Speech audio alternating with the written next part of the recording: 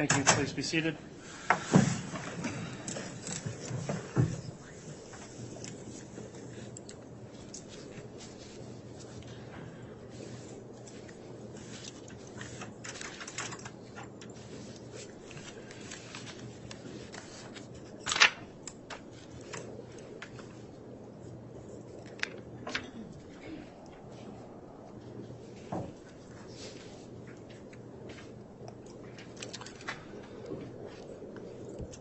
All right, good morning. We're going on the record on case CR 22211624, State of Idaho versus Lori Vallow. This is the continuation of the jury trial in this case. The state continues putting on its case in chief. Prosecution's here present, as well as the defendant and her attorneys. Before we bring the jurors in this morning, we had ended yesterday with an argument as to a proposed exhibit, which the court made a ruling on yesterday, indicating that the exhibit as proposed would not be admissible.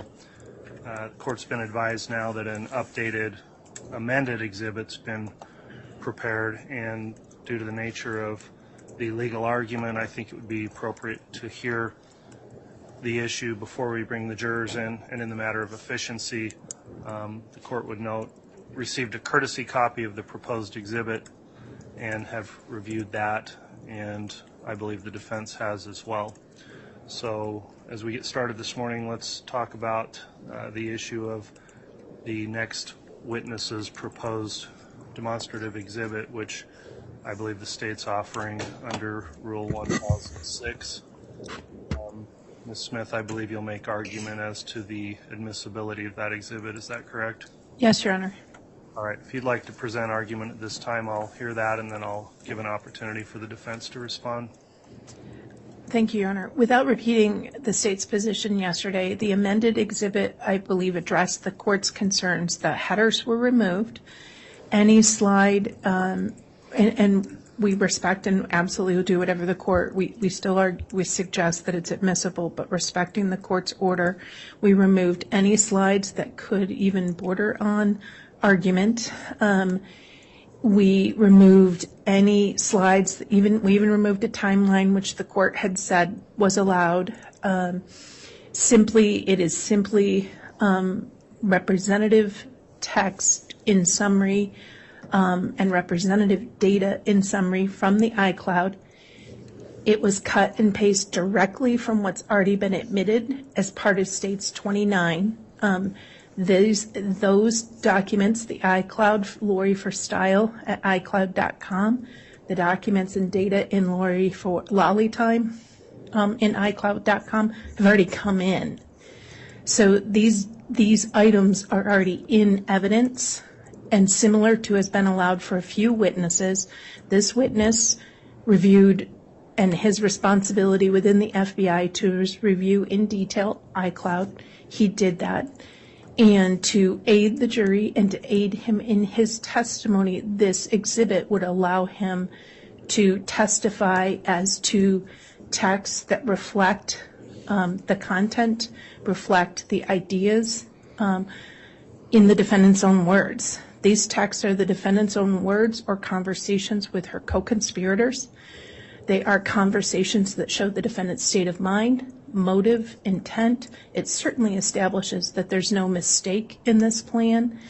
The probative value of this significant evidence is unparalleled. And Agent Hart has spent hundreds of hours reviewing the iCloud, and to ease his testimony, to make it easier for the jury, he prepared this summary, and using this summary will aid the jury in reaching questions and making an ultimate decision on this case. All right, thank you, Ms. Smith. I believe Mr. Thomas, are you going to make argument in opposition? Yes, Your Honor. So I received this last night, the final version, shortly after 8 o'clock.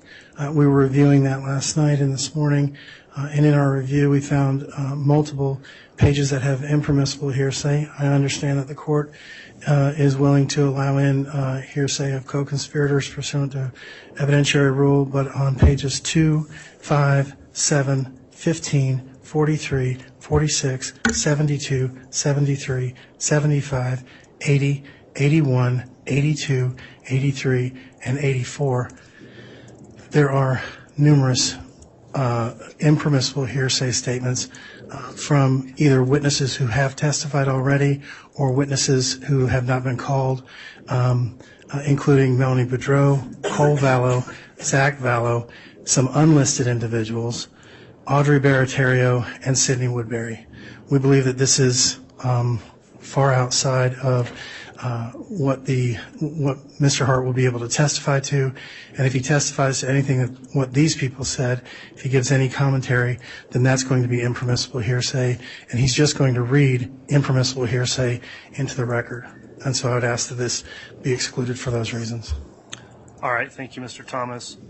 The representation from the state is, and of course the court has not gone in and reverse engineered the exhibit to make sure that the summary in proposed 183 is pulled directly out of already admitted evidence, which was state's 29, that is the continuing representation of the state that in fact all of the communications in 183 are directly from 29, which was previously admitted. I apologize, my microphone wasn't on.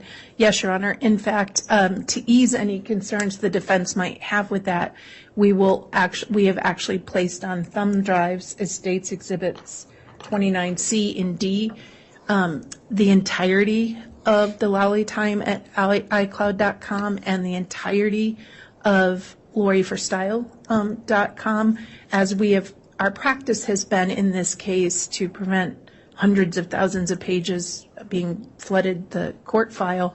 We have admitted the business record certificate and then taken portions of the representative records and admitted those.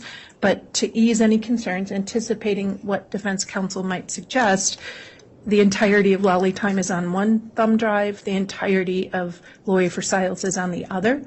And we certainly, I'm confident that those had been disclosed to the defense a few times, but for these counsel, we know the earliest they got it was in August of 2021.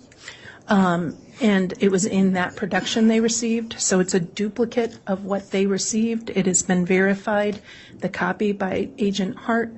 Then we can just make sure that the agent can testify to that. All right. The court's then considered this new proposed Exhibit 183 in terms of Idaho Rule of Evidence 1006 and whether or not it's an appropriate summary to prove content of voluminous writings records that can't be conveniently examined in court and may potentially assist this witness in providing testimony about that voluminous information. Also considered the objection lodged by the defense as a objection relating to hearsay on certain pages of the exhibit. Hasn't been argued this morning, but I considered the timing as well of the disclosure, and upon consideration of all that, and in particular also Idaho Rule of Evidence 403, whether or not this may be more prejudicial than probative in a balancing, the court would find that upon review of the exhibit it would be admissible, assuming the witness lays an adequate foundation for the exhibit prior to it being admitted.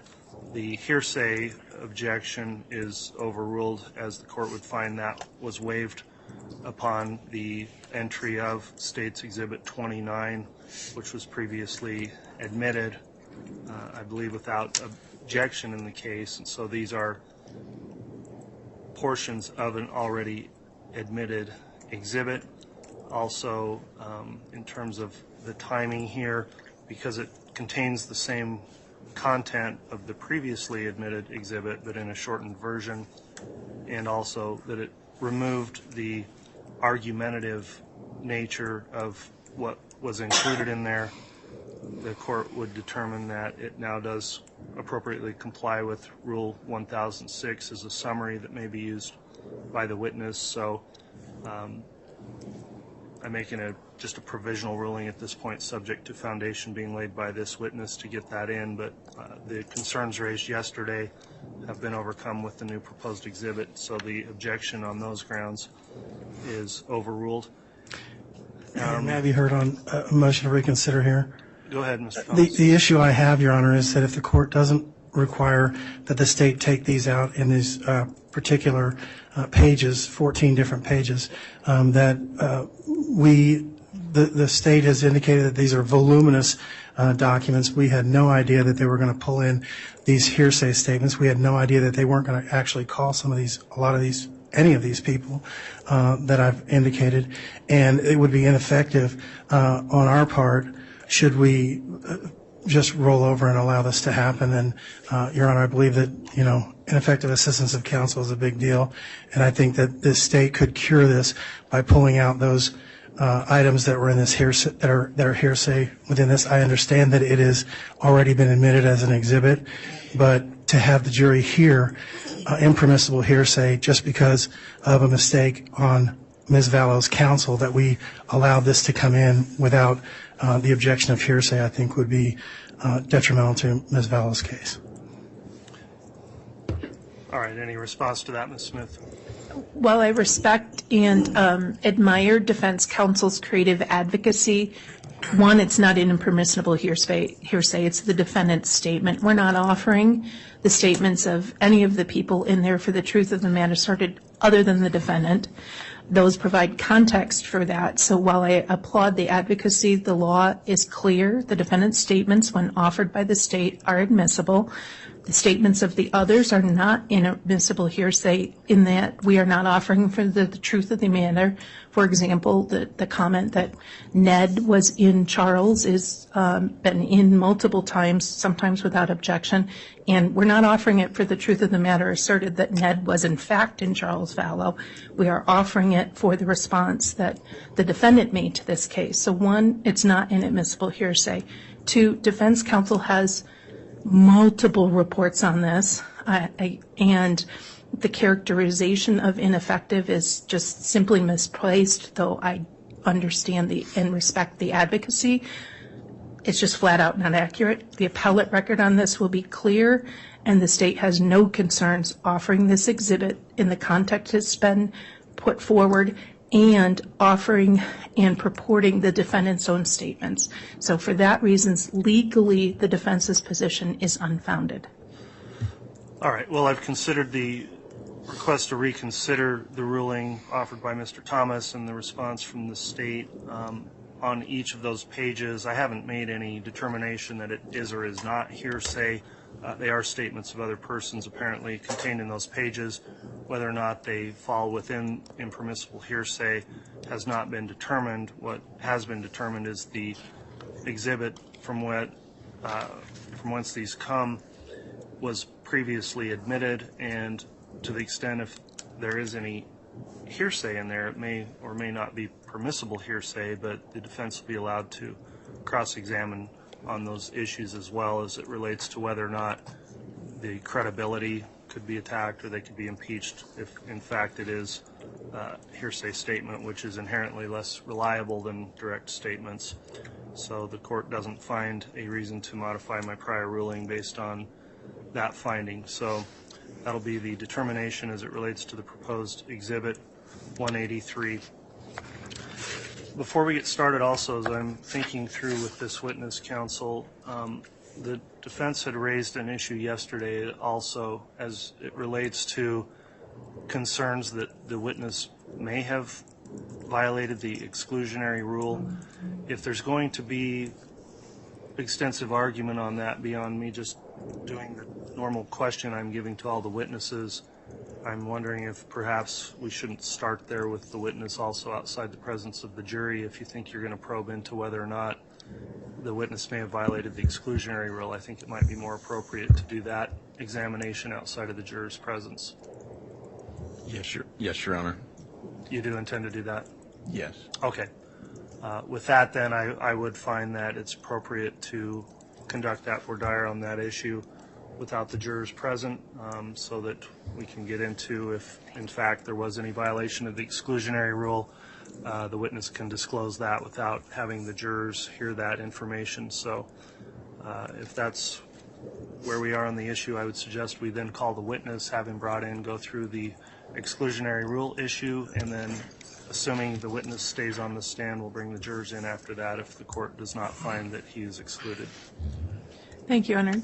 Do you want Agent Hart brought in? Yes, let's go ahead and do that then. Your Honor, prior to that, could I just get a ruling that I don't have to make specific hearsay objections on pages 2, 5, 7, 15, 43, 46, 72, 73, 75, 80, 81, 82, 83, and 84, and that the court's willing to acknowledge for appellate purposes that I have made those objections. I don't want to call specific attention to the jury to those specific hearsay objections. Is that okay? Yes, so the record will indicate that the defense has now raised objections on those pages as to hearsay on the proposed exhibit that is not yet admitted, but if it does become admitted, then pages 2, 5, 7, 15, 43, 46, 72, 73, 75, 80, 81, 82, 83, and 84 have lodged an objection on hearsay grounds to each of those, and the court will not require you to re-raise the issue before the jurors.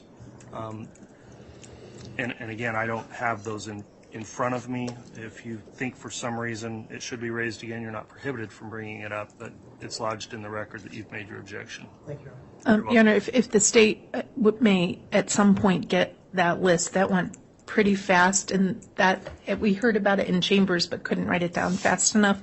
So if we could get that list, if defense counsel could email it to us or something, just so that we can make sure we're paying attention to that issue as it comes up. Okay, let me just read it off for you one more time. Thank you, I'm sorry. 2, 5, 7, 15, 43, 46, 72, 73, 75, 80, 81, 82, 83, 84. Thank you, Judge. You're welcome.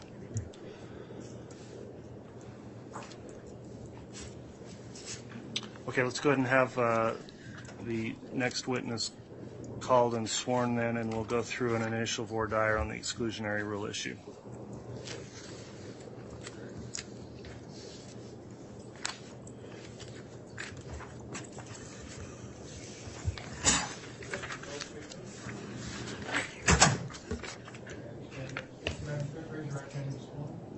Do you solemnly swear or affirm the testimony you're about to give will be the truth, the whole truth, and nothing but the truth, so help you God? I do.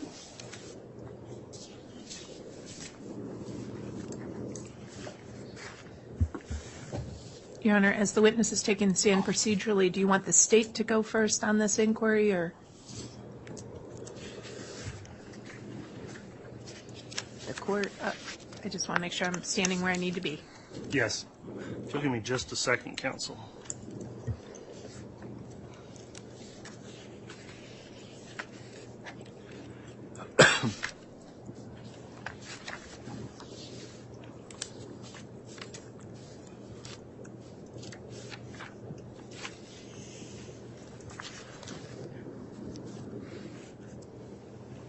Sorry, apologies, just one moment.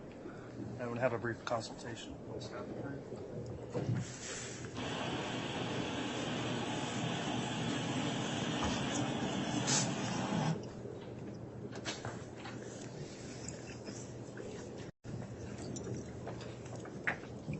All right, thank you. Please be seated.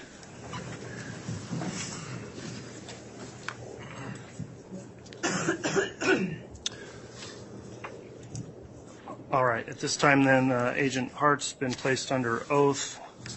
The issues arisen as to a potential, I guess, issue raised by the defense as to whether or not there's been a violation of the court's exclusionary rule as it relates to this witness. The court would note it's previously entered an order that prohibits witnesses in the case from seeing or reviewing or being exposed to the trial testimony before they testify.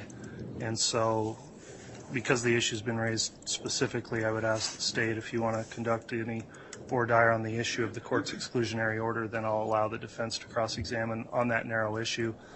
This is prior to starting any testimony before the jurors, and I'll note on the record the jurors are not present for this stage of the proceedings. Good morning. Morning. Sir, do you prefer to be called chief deputy or agent? I'm used to one, but I know you're something else now. For this case, agent is fine. Okay. Agent Hart, were you aware of a court order prohibiting witnesses from listening to the trial in this case? Yes. Were you aware that the court's order prohibited you from listening to or reviewing trial testimony of any witnesses? Yes. Did you listen to the trial in any part of this case? No. Did you listen to the trial testimony of any witnesses? No, I have not. Have you reviewed the trial testimony that occurred in the courtroom with anyone? No. Have you reviewed the trial testimony of anyone, even through conversation? No. Okay. Has the state shared with you the trial testimony of anyone? No. You have been present for some interviews and pretrial preparation of witnesses, correct? Yes. Have you been part of pretrial preparation of witnesses after those people have testified? No. Has anyone brought to your attention any trial testimony of those witnesses at any point? No. Is there any way that you have followed, listened to the trial testimony or the trial proceedings that have been available in the public?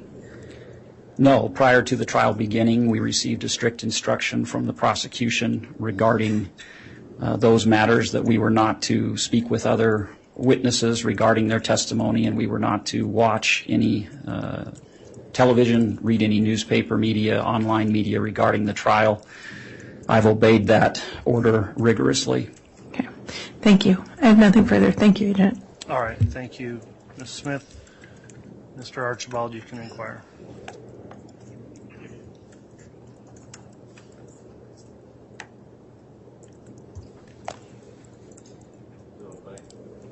If I understand correctly, you're not with the FBI any longer, but that was your former job.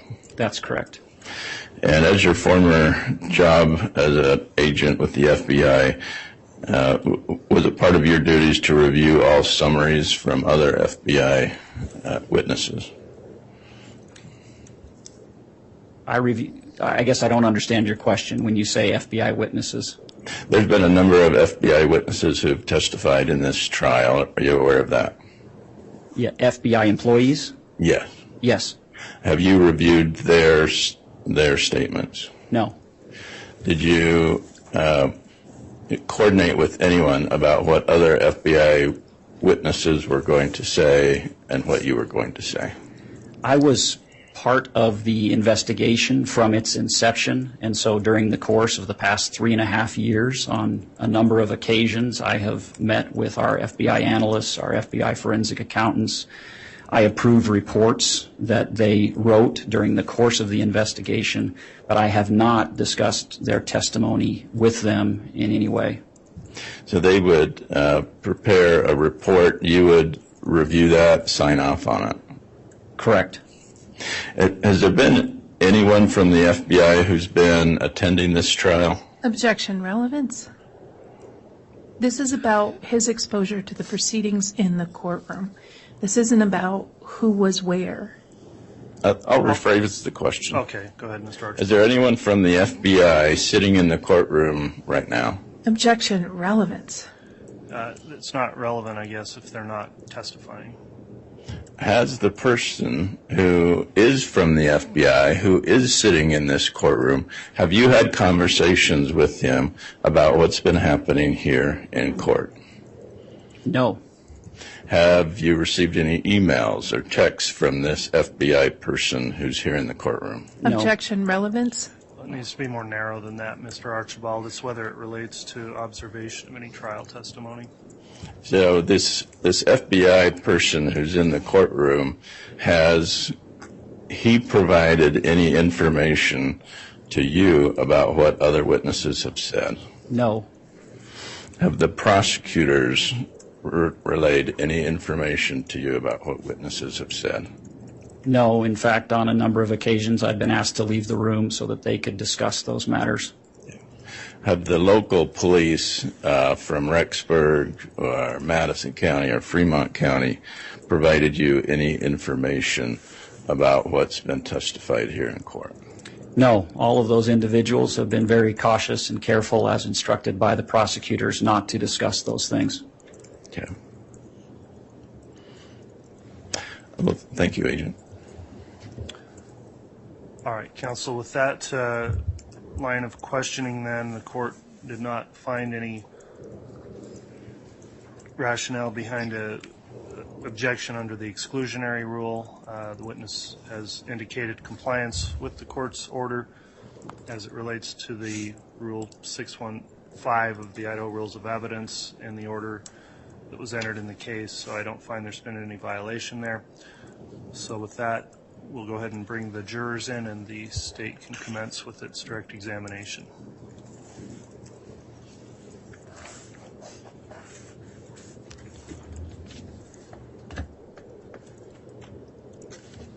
Your Honor, while the jury's being brought in, may I and Mr. Wood get set up for the state's direct? Yes. Okay.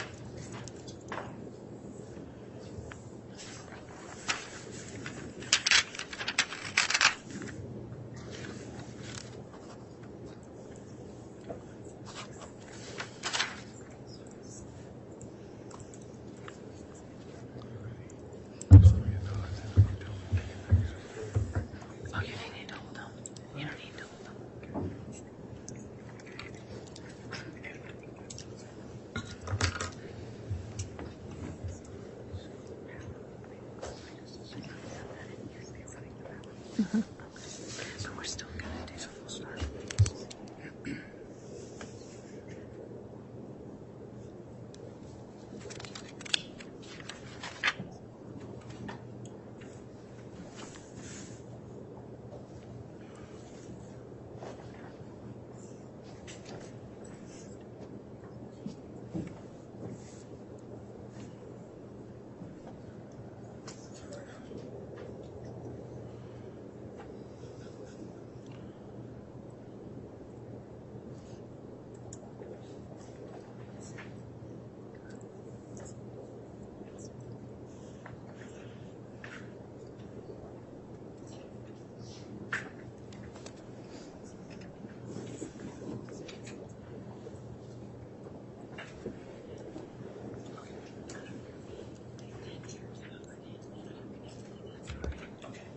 It's at 100%. Is it? Will it make it to lunch, or should I just keep it plugged in? Okay. That's making me nervous. I gotta move it around. Okay. Perfect. Thank you. All right, please.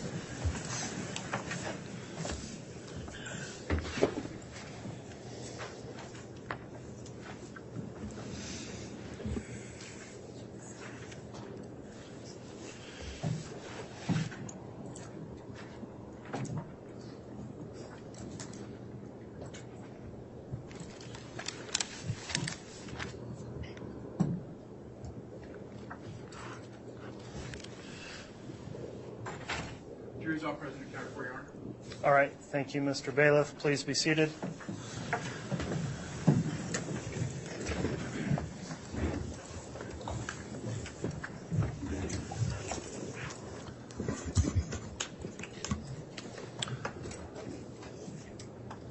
Okay, we're on the record on case CR 22-21-1624, State of Idaho versus Lori Vallow. The prosecution's here present, as well as the defense and the defendant. The court would note that the jurors are now in the courtroom, all properly seated and accounted for. I believe they've all signed their daily juror affirmation. Is that correct, Mr. Bailiff? Yes, Your Honor. Very well. Thank you again for your continued service and adhering to the court's instructions. In terms of our scheduling, the court will intend to stop at noon today, or roughly around noon if we can. We'll do a mid-morning short break. And I'll note that the state has called its next witness. The witness has been sworn already. We had some testimony as it related to the exclusionary rule argument, and that's been resolved. So the court doesn't have any further inquiry for the witness before you start with your examination. Ms. Smith, if you'd like to commence with direct, you may. Thank you, Your Honor. Good morning, sir. Good morning. Sir, can you introduce yourself to the ladies and gentlemen of the jury and spell your last name? Yes, my name is Douglas Hart, H-A-R-T. Sir, how are you employed? I am currently employed as the Chief Deputy for the Canyon County Sheriff's Office. The sheriff is the elected official. The Chief Deputy is second in command underneath the sheriff.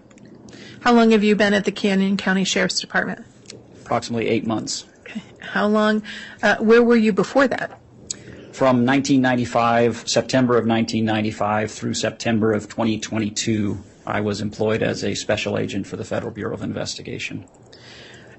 Can you give us a little bit of information on your background as a special agent with the FBI? Certainly. I attended the FBI Academy in Quantico, Virginia, and graduated from the academy. My first assignment was to the Honolulu, Hawaii division. I was assigned to the Organized Crime and Drug Squad. So during my time in Hawaii, I specialized in long-term, complex, multi-subject investigations. We did a lot of conspiracy cases. I got my first experience in homicide investigations in Hawaii. We had 2 homicides that my squad investigated that took place on military installations in Hawaii. After 5.5 years in Hawaii, I sought out a relatively unique assignment in the FBI. Which was? Wherever there is an Indian reservation, you will find a small satellite FBI office. At any given time, 2 to 3% of the FBI are designated as Indian country agents. That assignment is unique in that most persons' crimes don't fall under federal jurisdiction. However, for Indian reservations, the FBI, along Judge, with I'm going to object to that. This is irrelevant information that he's giving, just to bolster his own credibility. Well, Your Honor, his experience and access to direct investigations into persons' crime is relevant, and it goes to lay a foundation for the findings and observations he made as one of the primary investigators in this matter. All right. Well, I understand laying the foundation. I think at some point the detail might become additional than we need for just foundation for this particular case, but I'll overrule the objection at this point, Ms. Smith. Thank you, Your Honor. So you were discussing about your investigative background in various Indian reservations. Yes. What else, what other experience did you have as a line investigator in those territories? So I spent 7 years on the Nez Perce Indian Reservation working mainly violent crimes and persons crimes. I investigated a number of homicides and related crimes. Where did you transfer? You said you spent 7 years. Well, you were with the FBI longer than that. So where did you transfer to after you went to the Nez Perce Indian Reservation? In 2001, I transferred to the Boise, Idaho Resident Agency, where I was assigned as the supervisor for the Treasure Valley Metro Violent Crime Task Force. What were your responsibilities as the supervisor for that violent crime task force? So that task force was led and funded by the FBI. Our primary responsibility was to investigate gang violence and organized crime violence, drug trafficking. So I was the supervisor of the task force, but also an investigator on a day-to-day basis. Where did you proceed after you were part of or head of the Violent Crime Task Force? So I spent 7 years in that capacity. In June of 2015, I was promoted to be the supervisory senior resident agent for What does supervisory senior agent mean? That means I was the supervisor for all FBI criminal programs in the 34 southern counties of Idaho, which included agents in our Boise office and agents in our Pocatello office. So as the supervisor, did you continue to be involved in direct investigative activity yourself? Absolutely. Why? What's that? Why? The FBI is fairly minimally resourced in Idaho. I had responsibilities as a supervisor for the agents that worked for me and for their cases, but I also continued to work as a case agent on a number of matters that I was able to essentially assign to myself. Let's back up just a little bit. What training did you have in terms of investigation and investigative supervisory responsibilities? So the initial training for an FBI agent takes place at the FBI Academy in Quantico, Virginia. It's approximately 17 weeks of training over a variety of subject matters. And then subsequent to that, I've attended many what we call in-service trainings that are specific to a specialized law enforcement duty or topic, such as crime scene management schools, interviewing, interrogation schools, written statement analysis schools, so on and so forth. Did you have any training with the identification and location of clandestine graves? Yes. Can you tell us a bit about that training? So when you are assigned as an Indian country agent, you attend a special crime scene management school that's a very intensive week-long course that encompasses a lot of different aspects of crime scene management and investigation. The FBI has evidence response teams, but they were 11 hours away from where I was situated, so we did all of the crime scene work ourselves. Part of that training was the identification and location of clandestine grave sites. What does clandestine grave mean? It means someone has buried a body where they don't want it to be found, and so that's the clandestine part of it. And so you received training in the clandestine grave location and identification.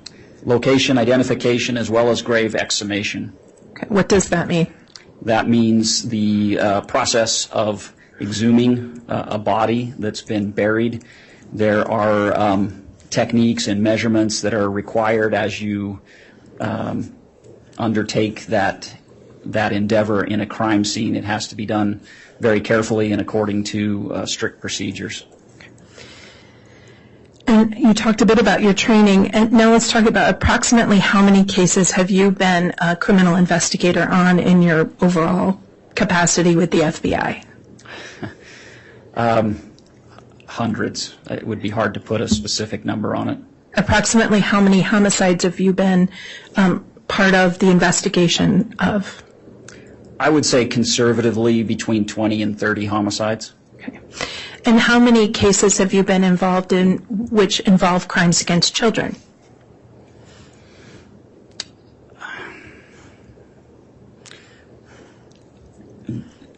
There are lots of types of crimes against children. I've been in, I would say, over 50.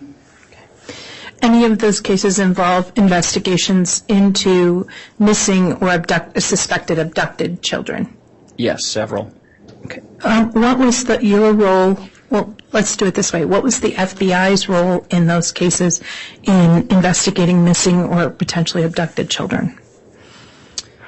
Well, the FBI has nationwide jurisdiction, so if a child has been abducted and taken across state lines, then those cases fall under the FBI's purview. But More than that, for many years, the FBI has taken the stance that when a child goes missing, our capabilities, coupled with those of city, county, or state investigators, need to be brought to bear immediately so that we can seek the best outcome in locating and safely recovering those children. So whether or not those cases fall under the federal system, the FBI still responds to cases of missing children and participates fully in those investigations.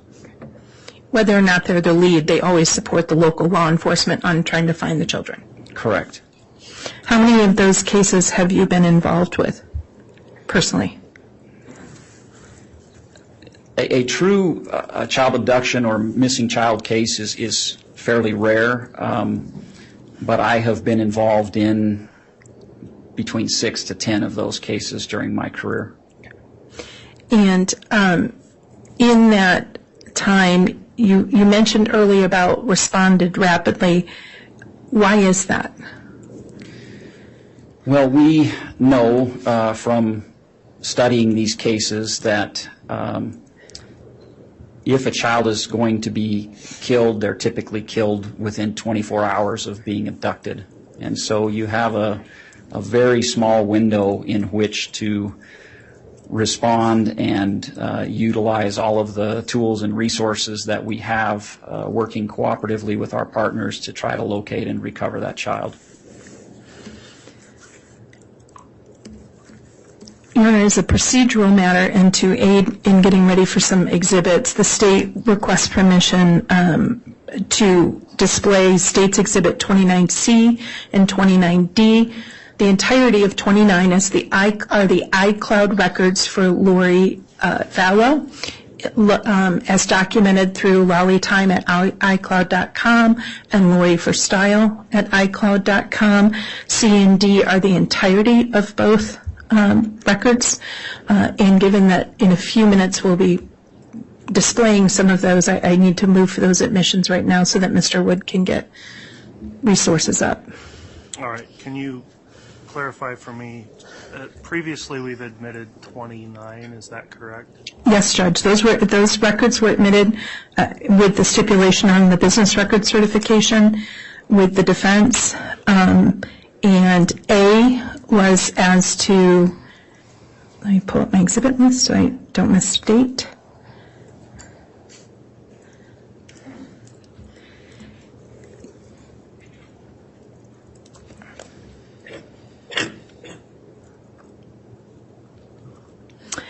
$29A was the certified business records for Lori for Style at iCloud.com. 29B was the certified records for Lolly Time at iCloud.com. C is the entirety of Lori for Style at iCloud.com. And D was the entirety of Lolly Time at iCloud.com. And C and D have been previously admitted? Well, the entirety of 29 has been admitted because it's the records that would go with the certified attachment. We just hadn't published those or offered them in the courtroom yet. As we've done on all our sort of voluminous records, we admit the business record certification and then we display specific pages. But given some rulings of the court where we have the entirety of the actual documents that are part of 29 in the two exhibits C and D.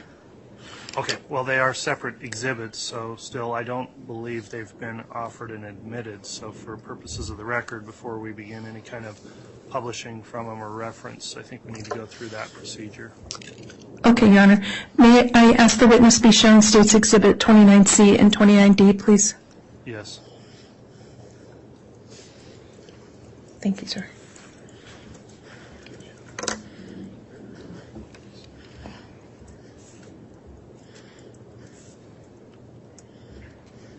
And has a copy of this been provided to the defense? Yes, in exhibit in August of 2021. That's the documents you were given in discovery. It's the iCloud accounts provided in August of 21.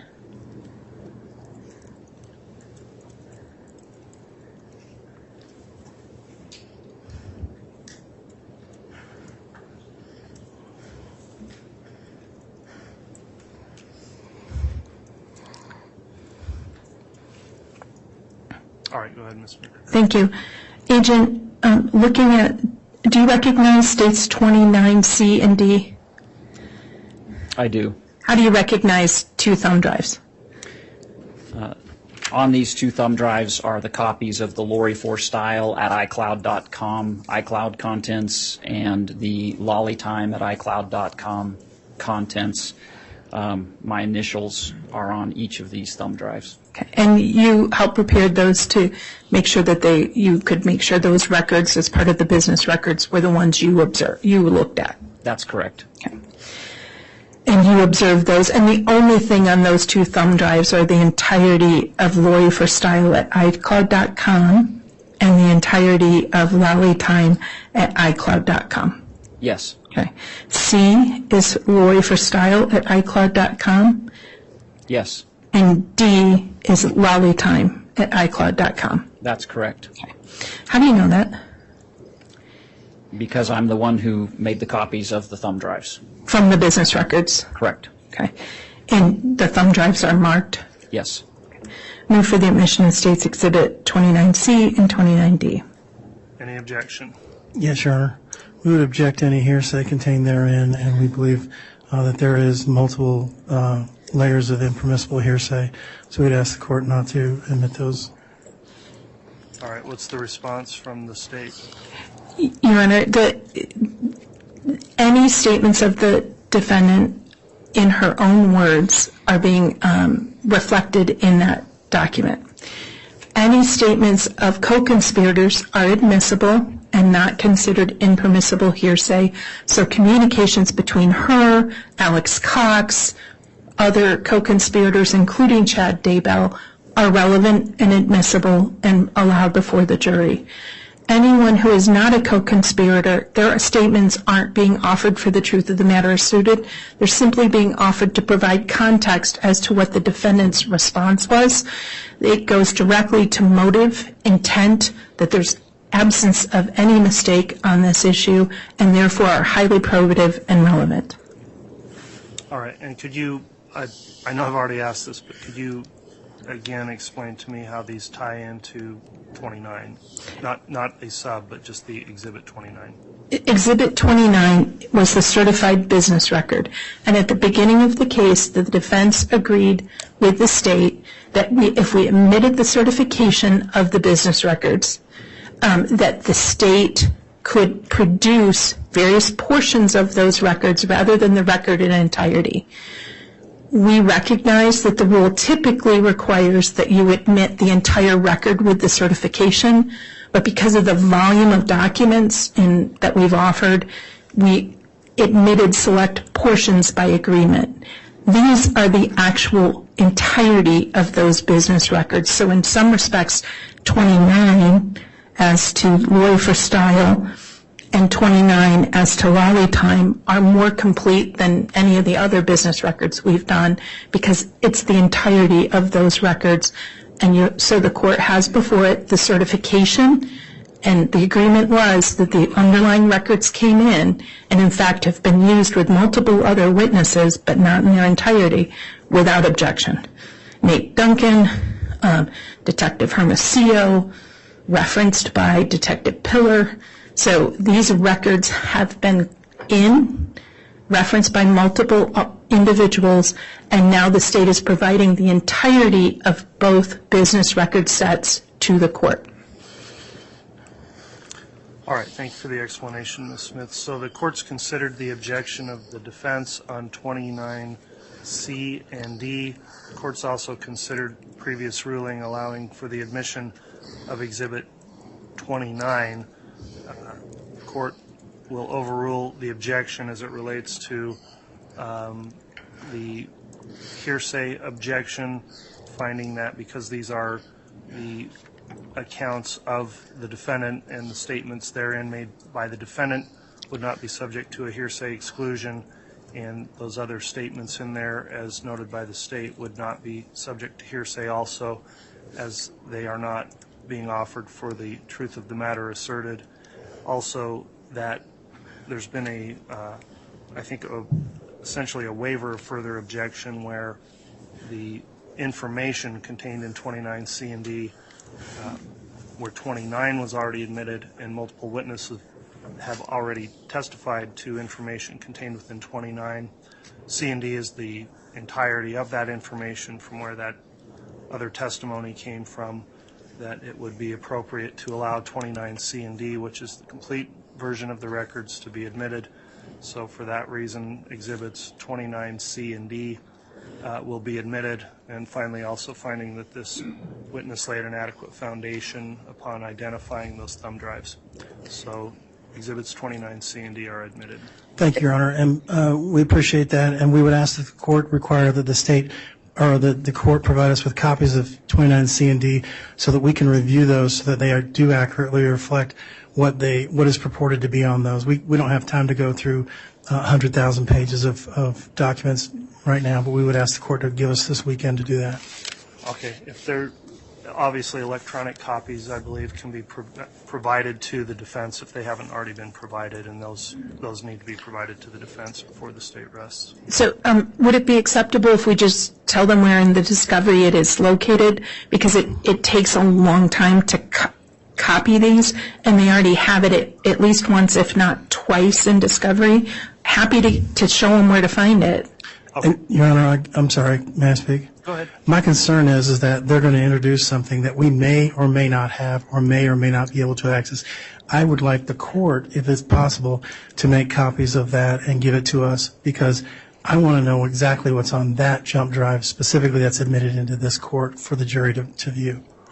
All right. Well, the court doesn't create exhibits, so the exhibits are admitted, but I will allow the defense an opportunity with the state to monitor also to simply produce copies of the electronic file that's on each of those jump drives. Okay. And as I understand it, each jump drive contains a single file, but it's a huge file of electronic information. It contains it in a single record, and that record will, of course, that's an iCloud has hundreds of technically different things, but they're all part of the one record. Okay. We can't pull out the chats versus the SMS versus the videos versus the MMS. We would have 100,000 thumb drives. So it's the entirety of Lolly Time. It's the entirety of Lori for Styles. Okay. Well, C&D are admitted, and again, the defense will be entitled to a electronic reproduction of C&D to be provided to them, which I would think is just a matter of copying the file over to a new thumb drive that's the same size and giving them that, but the state can observe when that copying is made through the court's official exhibit. Thank you. Yes, sir. Thank you, Judge. All right. Do you want to continue then, Ms. Smith? Yes, Judge. And just so that there's clarification, Mr. Wood is going to aid me in working with 29 C&D, so he will be over here if that's acceptable to the court, getting that up and going, so people don't wonder what he's doing. Okay. If he's there with technical assistance, that will be fine. Thank you, Judge. And I'm sorry to take things a bit out of order, Agent, but I just wanted to get that done sooner rather than later. You had indicated, let's back up just a little bit. Did you have any other responsibilities while you were the supervisory agent in Boise for coordinating with organizations, say, on behavioral analysis? Yes, I did. Okay. What is behavioral analysis? The FBI has a highly specialized unit called the Behavioral Analysis Unit. They're sometimes referred to as the profilers. That's a unit that exists in Quantico, Virginia. It's comprised of actually 5 different sections: crimes against adults, crimes against children, terrorism, cyber and counterintelligence, as well as training and research. Each division or state in the United States has a BAU coordinator. BAU, Behavioral Unit? Behavioral Analysis Unit Coordinator. That individual is responsible for getting additional training in behavioral analysis and acts as a conduit when a state or local entity needs consultation services. The BAU coordinator does a triage of those cases and helps facilitate which cases are appropriate for the behavioral analysis unit to look at. I was the BAU coordinator for the state of Idaho for approximately 13 years. So are you a profiler yourself? I am not a profiler, but I have attended a number of trainings and conferences and have read a lot of material as it relates to behavioral analysis in criminal investigations. And in that role, your job was to help facilitate and move a particular case through the process of getting a behavioral analysis where it was appropriate. Yes. Okay. Now, turning back to your work and assistance into the investigation of missing or abducted children, you indicated that there is a need for rapid deployment, and you talked about going within 24 hours. Is there a specialized unit within the FBI that handles child abduction cases on a rapid basis? Yes. What is that unit? So we have a team called the CARD team, that stands for the Child Abduction Rapid Deployment Team. They've been in existence for over 20 years. They're essentially what we call a fly team. They are specially trained agents that are located all over the country, and when a child abduction takes place, they are deployable very quickly to bring their expertise to bear when a child goes missing. Is there sort of a time limit on when you can bring in that rapid deployment team? Well, their purpose, in the immediate aftermath of a known abduction, their purpose is to respond. They don't take over the case. They're consultants. And so they come and they help the investigators ensure that all of the appropriate steps are being taken. Collectively, the Child Abduction Rapid Deployment Unit has responded to over 160 child abductions in the United States in the past 20 plus years. They are the world's foremost experts in those types of cases. And so in this particular investigation into the disappearance of J.J. Vallow and or Tylee Ryan, were you able to work with local law enforcement on where those two children were? Yes. And how did that happen? The Rexburg Police Department conducted a welfare check for J.J. Vallow, and subsequent to that welfare check, the very next day, they contacted the FBI in Pocatello, who then called me, and so my involvement in the case started on November 27th of 2019. Okay. And did you partner with the Rexburg Police Department in looking for J.J. Vallow? Absolutely. And then ultimately looking for Tylee Ryan? Yes. Okay. And as a part of that partnership with the Rexburg Police Department, did the FBI request the assistance or ask the CARD team, the Rapid Deployment Team, to respond?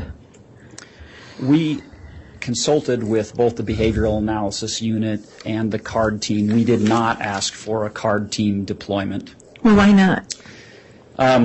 We knew very quickly that Lori Vallow had lied to the Rexburg Police Department when they responded to do the welfare check, and within a short period of time were able to ascertain approximately how long JJ and Tylee had been missing. And due to the span of time that had taken place, it didn't fall under the parameters of a CARD deployment for those things that are done in the very immediate aftermath of a child going missing. So we spoke with them, we obtained their advice, but we did not ask for a deployment. Okay. And so you've indicated that you didn't ask for the deployment, but you also consulted with them and behavioral analysis? Yes. Why would you consult with behavioral analysis in this situation? Because of their experience in a wide variety of cases.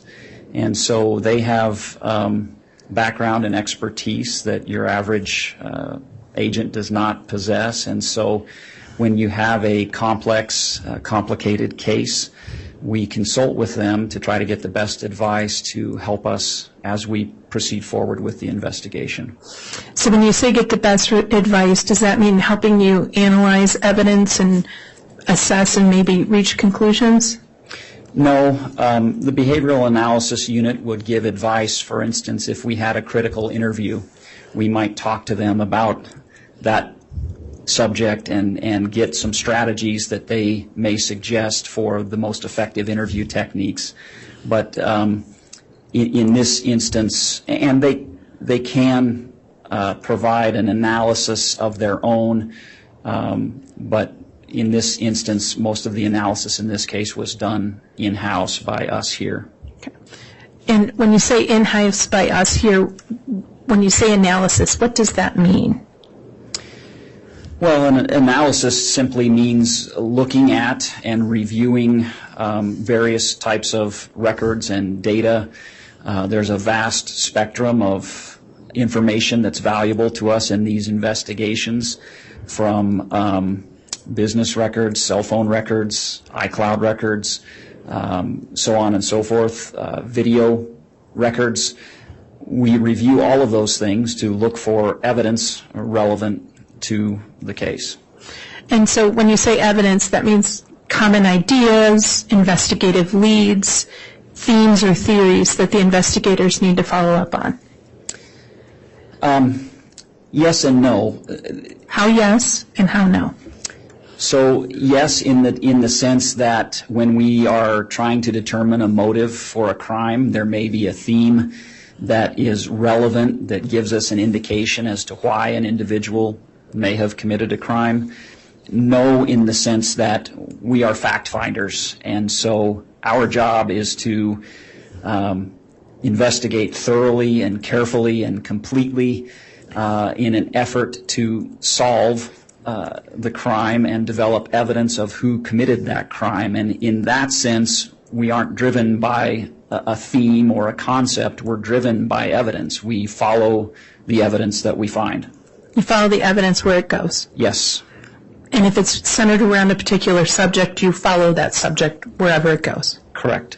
Okay. Now, specifically in the investigation into the disappearance and sadly, ultimately, the murder of J.J. Vallow and Tylee Ryan, and the murder of Tammy. I'm going to object to argumentative. Sustained. Specifically in your review of the investigation into the disappearance of J.J. Vallow and Tylee Ryan and the death of Tammy Daybell, what were your particular roles? I had two primary roles in this case. My first role was as the supervisor over this investigation. Our Pocatello office is quite small. We had 3 agents assigned when we were contacted by the Rexburg Police Department. Very quickly, 2 of those agents transferred one transferred, one retired, so we were down to 1 agent. I supervised the activity of those people. When resources were needed, such as our evidence response team, or forensic accountants or analysts, or when leads needed to be set to other divisions, all of those things fall under my purview. And so I had the responsibility for the FBI oversight of this investigation. That's in partnership with your local partners? Correct. Okay. And so when you say your responsibilities, just to make sure I'm clear, the resources of the FBI and what resources the FBI would contribute to that partnership were directed by you? Correct. Okay. And you mentioned, and I think I accidentally cut you off, you mentioned crime analyst? We had an analyst assigned to this case, yes. Okay. And what does a crime analyst do? Their job is to look at records and to try to determine if there is relevant evidence in existence, for instance, phone analysis and analysis of Google accounts or other things. There's so much information in all of those records, and generally speaking, only a small portion of that may be relevant to the alleged crimes that we're investigating. And so you were talking about your role as sort of supervisory role. You said you had 2 roles. What was your second role on this case? My primary role was as an investigator in this case. I live in Boise, I work in Boise, but I traveled multiple times per month to Rexburg due to the complexity of this case, due to the fact that 2 children were missing. I felt that it was important for me to play an active role given my background and experience in these types of cases. And so I, more so than my supervisory role, I played an investigative role in this case. I was present during the crime scene search where we located... I'm going to object that this is a narrative. There's no questions here. Sustained. And so you played an active role. Not only were you a supervisor, you played an active role as an investigator in this joint investigation. Yes, for all intents and purposes, I was the FBI case agent for this investigation. Okay. And so what specific work did you do as an investigator on this case? I conducted a number of interviews of witnesses. I was present at the search warrant execution on June 9th and 10th. My biggest investigative role was to undertake a complete analysis of the content of 2 iCloud accounts that were registered to Lori Vallow. The first is called Lori for Style at iCloud.com, and the second is called Lollytime at iCloud.com. And why was it important that those accounts be examined?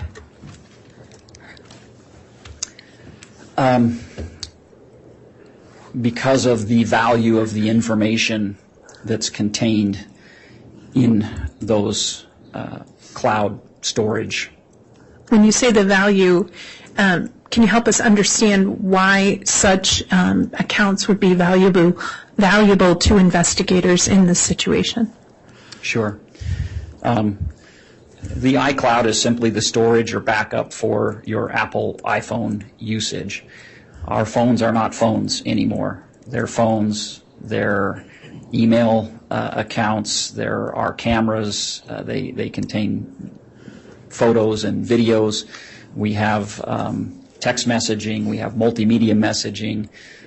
All of those things are stored in the iCloud. And so in this instance, we have a large volume of direct communications between Lori Vallow and others in this case.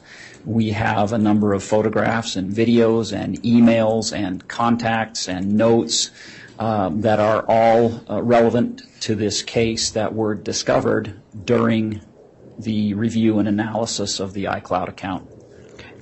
And that information was shared across departments and across agencies by multiple investigators, correct? That's correct. We had access to these iCloud accounts fairly early on in the investigation, and they played an important role in our ultimate conclusion of what took place in the case. And so as you shared this information, did it lead the law enforcement partnership to execute a search warrant on the Daybell property on June 9th and 10th of 2019? Yes, it did. Oh, 2020, I think I misspoke. 2020. Okay. And you explained you were physically present? Yes, I was there, again, in a dual role. I was the FBI supervisor on scene for that search, but I also participated as an investigator throughout the 2 full days that the search was executed. Okay. And so can you tell us about your personal activity at the Daybell residence on June 9th and 10th of 2020? Yes. Our evidence response team was present to oversee the search, but due to the size of the property, other agents and investigators that are not formally part of the evidence response team were asked to help and to participate. The first step that took place was essentially walking the property, looking for evidence that might exist within the property. And did you personally walk the property looking for evidence? I did. Okay. What was the next step taken after officers and agents working together searched that property? Well, during the walk of the property, you're looking for places on the property that might contain evidence. So during the walk of the property, myself and an agent who was at my side located JJ's grave. Can you explain to us the process you used to locate JJ's grave? Yes. When you're looking for a clandestine grave, there are certain telltale signs that you want to find. Primarily, you're looking for aberrations in the earth. If a grave has been dug, typically the vegetation around where the digging took place is slightly different than the vegetation that's been undisturbed around that grave. Similarly, you will see sometimes a mound of earth where the grave has been dug, and sometimes you'll see a depression in the earth.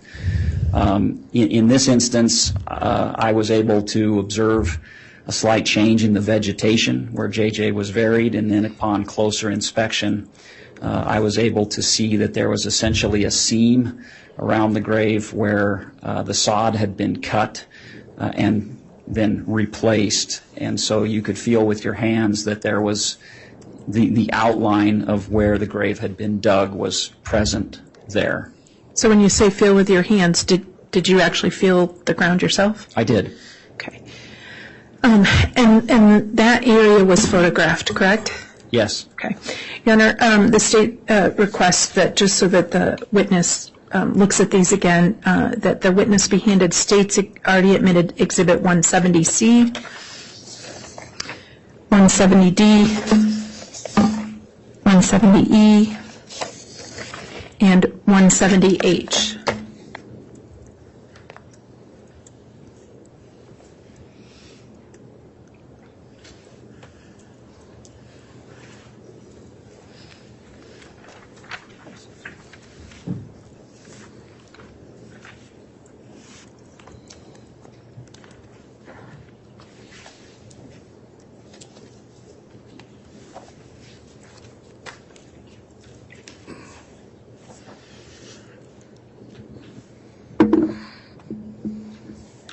Thank you. Sir, would you take a look at those, please?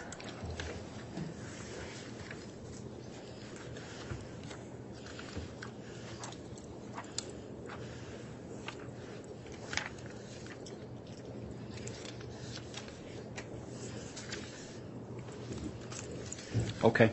Okay. These have previously been admitted, but do you recognize those? I do. And just so the record's clear, it may have been a little bit since the jury's seen those. What are they? These are photographs that were taken of the spot that I identified near the tree on the corner of the Daybell property where JJ's remains were ultimately located. Your Honor, I'd request permission to publish or republish the state's Exhibits 170 and the various numbers and use them during this witness's testimony. Any objection? No, Your Honor. All right, they can be published.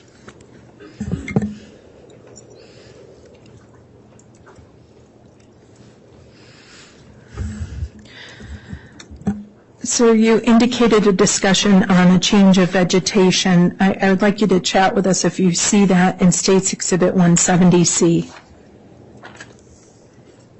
And let me zoom out. Oop.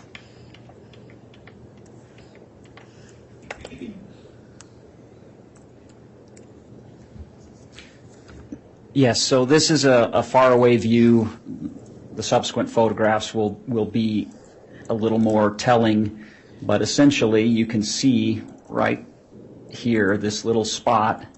If you look at the greenery that surrounds this spot, and you can see some yellowing, and it's just, unless you knew what you were looking for, you might not notice it, but this is JJ's grave. You previously talked about signs of signs of a clandestine grave. Is that one sign of a clandestine grave? It is. Okay. Were there particular pieces of evidence that took you to that area of property? Yes. What were those pieces of evidence that took you and the other agent to that area of the property? We searched the entire property, but we knew that on September 23rd of 2019 that Alex Cox's cell phone had been located in that area for a period of time. So going to that area, you saw that area and that sort of yellowing, and you said there's another picture that perhaps shows it better? Yes. Okay. Let me show you States Exhibit 170D.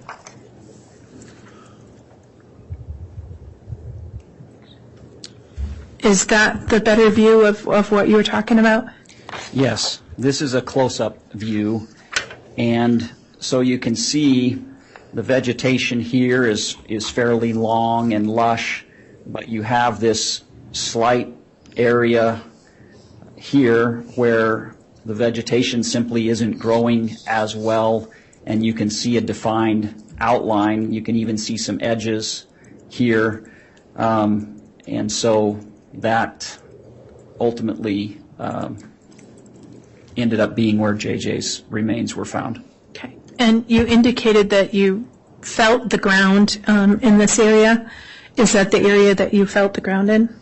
Yes, I felt the ground with my hands, but I also had, we carry a probe with you, which is essentially just a rod with a point on it to be able to, if you find an area that you suspect may be something you want to examine further, you use that probe to determine if hard, undisturbed ground exists. That probe doesn't really go in. If you've dug the earth up, the probe usually goes in considerably easier. And were you carrying one of those probes? I was. Okay. And you put the probe in the ground in this area? I attempted to. Okay. Let me show you States Exhibit 170E.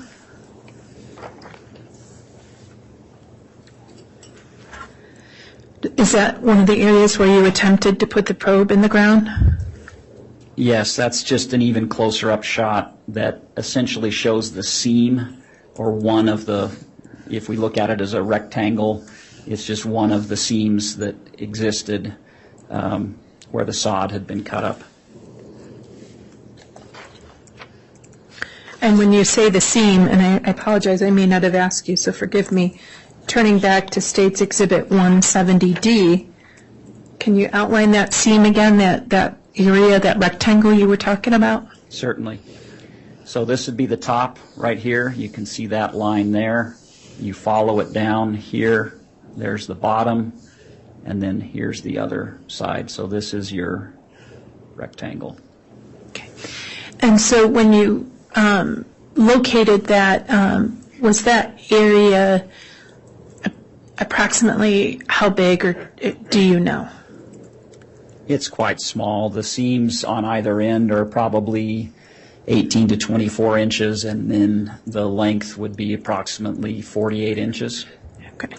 Child size? Yes. Okay. And so you said you attempted to put the probe in. What do you mean by that? I mean the probe wouldn't penetrate the earth. Okay. Well, if that's a sign of a clandestine grave, why did you continue to look there? I'm sorry. If I thought you said earlier that a sign of clandestine grave was that you stick the probe in and the ground is loose, but if it's hard, it may not be. What caused you to look further when the probe didn't go all the way in? Well, the probe is just one simple tool that we use, and ultimately we understood why the probe didn't go in. Once we lifted the sod away, we saw that some boards and rocks had been placed on top of JJ's body, and so my probe was hitting those rocks and boards. Okay. And so that would be as what was reflected in State's Exhibit 170H? Correct. So this is a photograph of that spot that we've been looking at. And this shows where you can see where the roots and vegetation from the tree have been cut to prepare the grave, and then these rocks, and then this is one of two different boards that were present on top of JJ's body. And so was the dirt on top of those rocks and boards seemingly loose or mounded in any way? It was very, very shallow, so there wasn't a lot of dirt on top of these rocks. It was, as soon as we took the sod up, we could see that there were rocks placed there. This photograph shows the dirt having been removed from between the rocks as that grave was carefully and methodically exhumed. So this shows a couple of steps in where the sod's been taken away, and the rocks had been placed on top of boards. Once we removed the rocks and the boards, we began to see that something was buried there. Okay. And ultimately, that's where J.J. Vallow was discovered? Correct.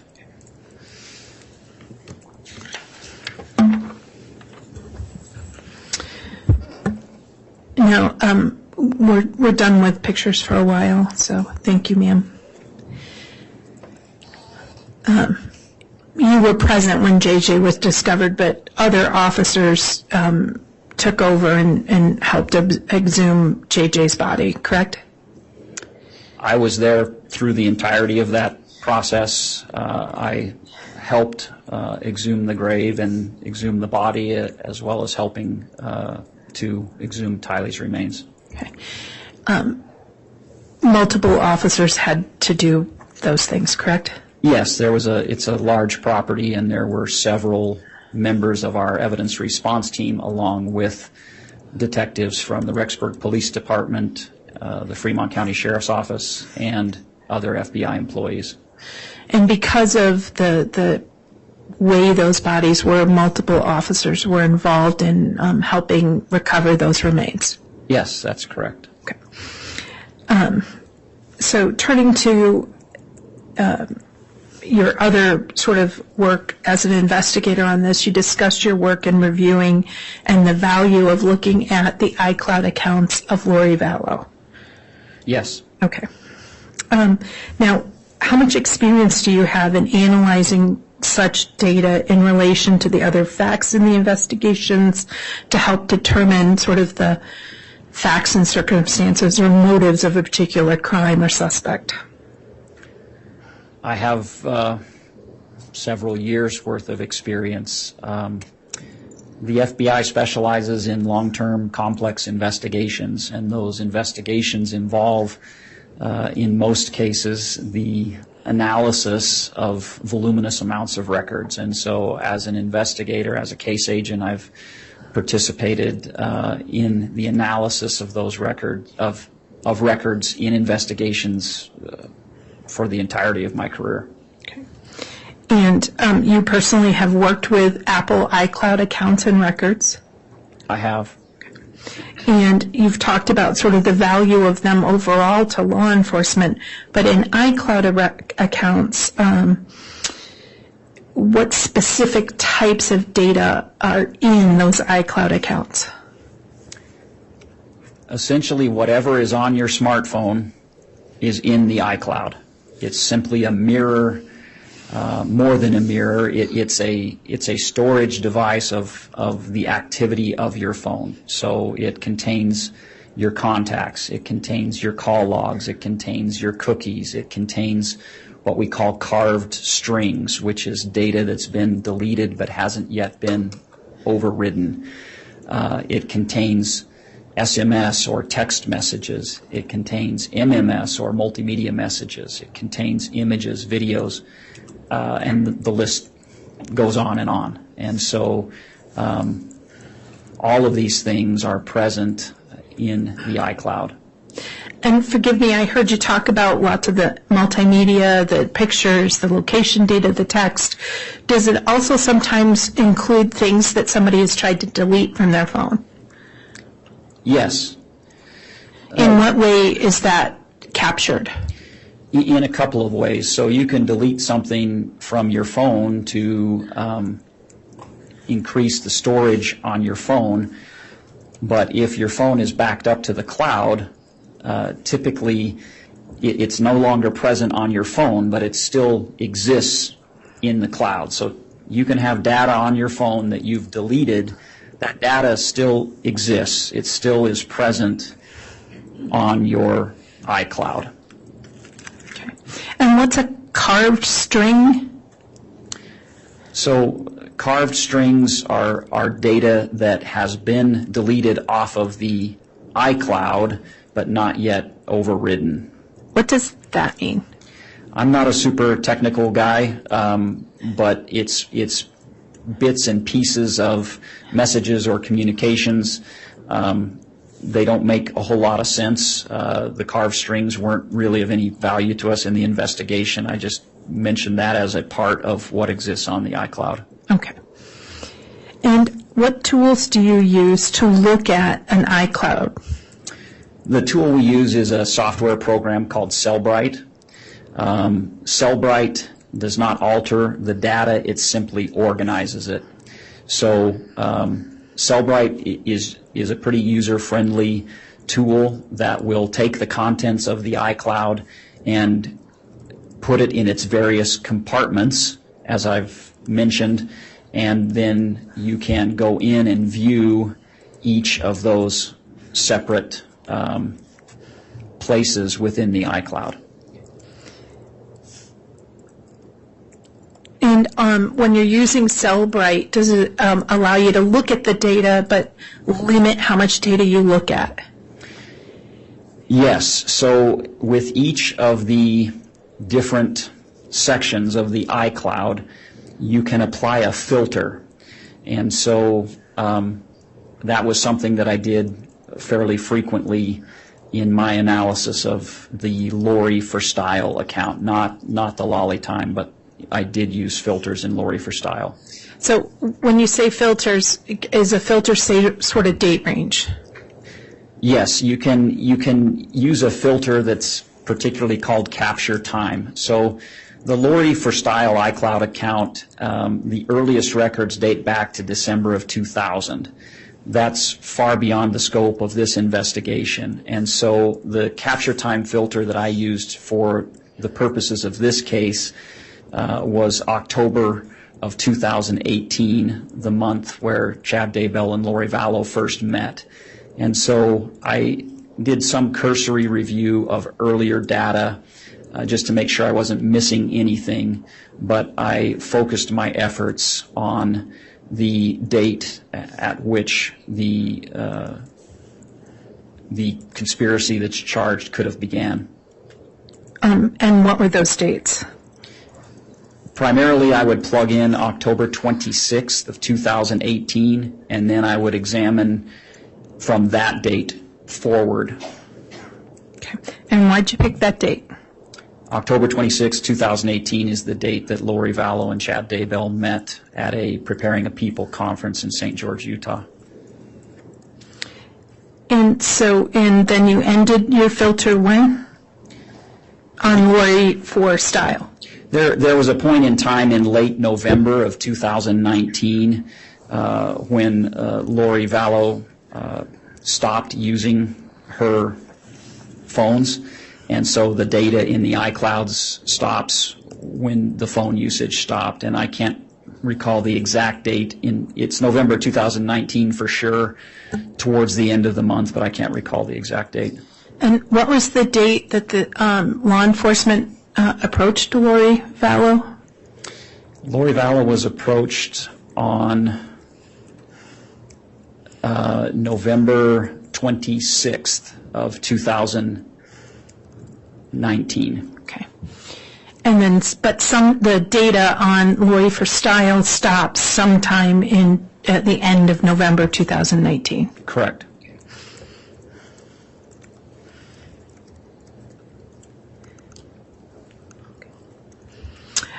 Your Honor, the state intends at this time to display State's Exhibit 29C and D. If we're happy to keep proceeding, but if we want to take a quick morning break so defense counsel can just double check it now, understanding they want a copy, but I respect that they would like to see it. We can do that, or we can proceed. Okay, let's go ahead and take our mid-morning break at this time then. I'll allow defense to access that, so let's plan on starting up again no later than 10:30. All right.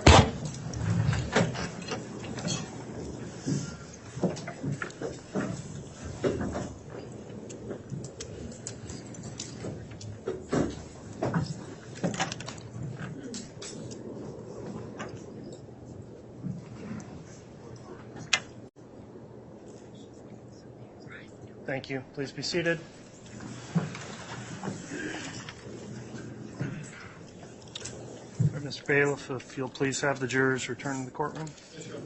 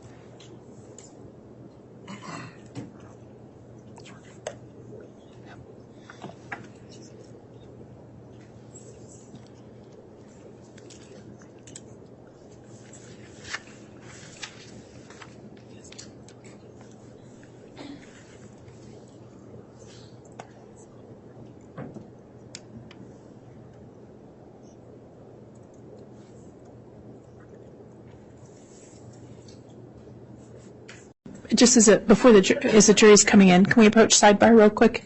Yes. Okay. All right, please. Sorry. I can do it here. It's just...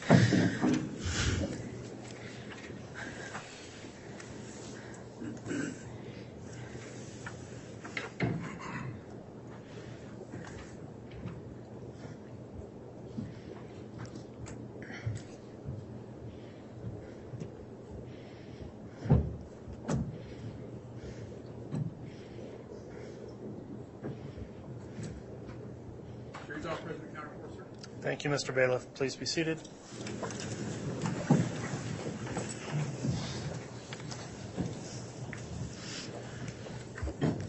Ms. Smith, did you still want a sidebar? I can make the record here real quick. It's my understanding that the defense counsel's been given their own duplicate copy of States 29C and D, which are the iCloud accounts of Lori Vallow. They were also disclosed in discovery in 2021, but they have a copy of the exhibit itself. That's my understanding. That's correct. Okay, thank you, counsel. Okay. Thank you, Judge.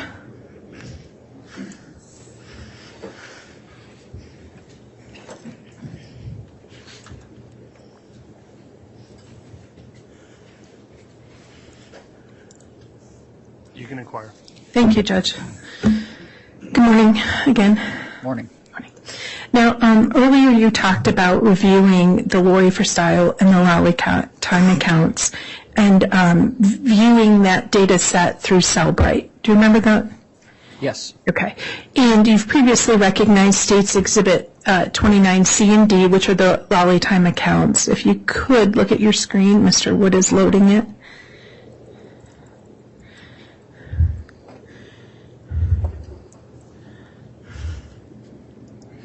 It's taken just a minute.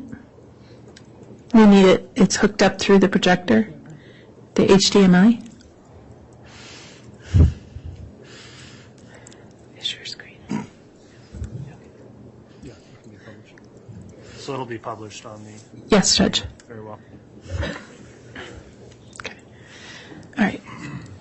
Agent Hart, what are we looking at on the projector? It's displaying states 29, C, and D, but what view is it for the record? So this is the Cellbrite software. Essentially what you're seeing here is the Lori for Style at iCloud.com iCloud account. You can see Cellbrite up here, and then on the side where you see all of the different compartments, different types of data that exists in the iCloud.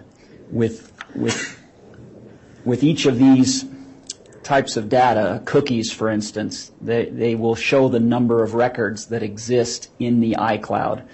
So you have device locations, journeys, locations, emails, MMS messages, notes, and it goes on. SMS messages, I spent a substantial amount of time here, and you get an idea of the volume, over 13,000 text messages, voicemails, images, so on and so forth. So this is what it looks like when you first, this is essentially the opening page of the Lori for Style at iCloud.com, and then Lolly Time would be a mirror of this. It's just simply a different account.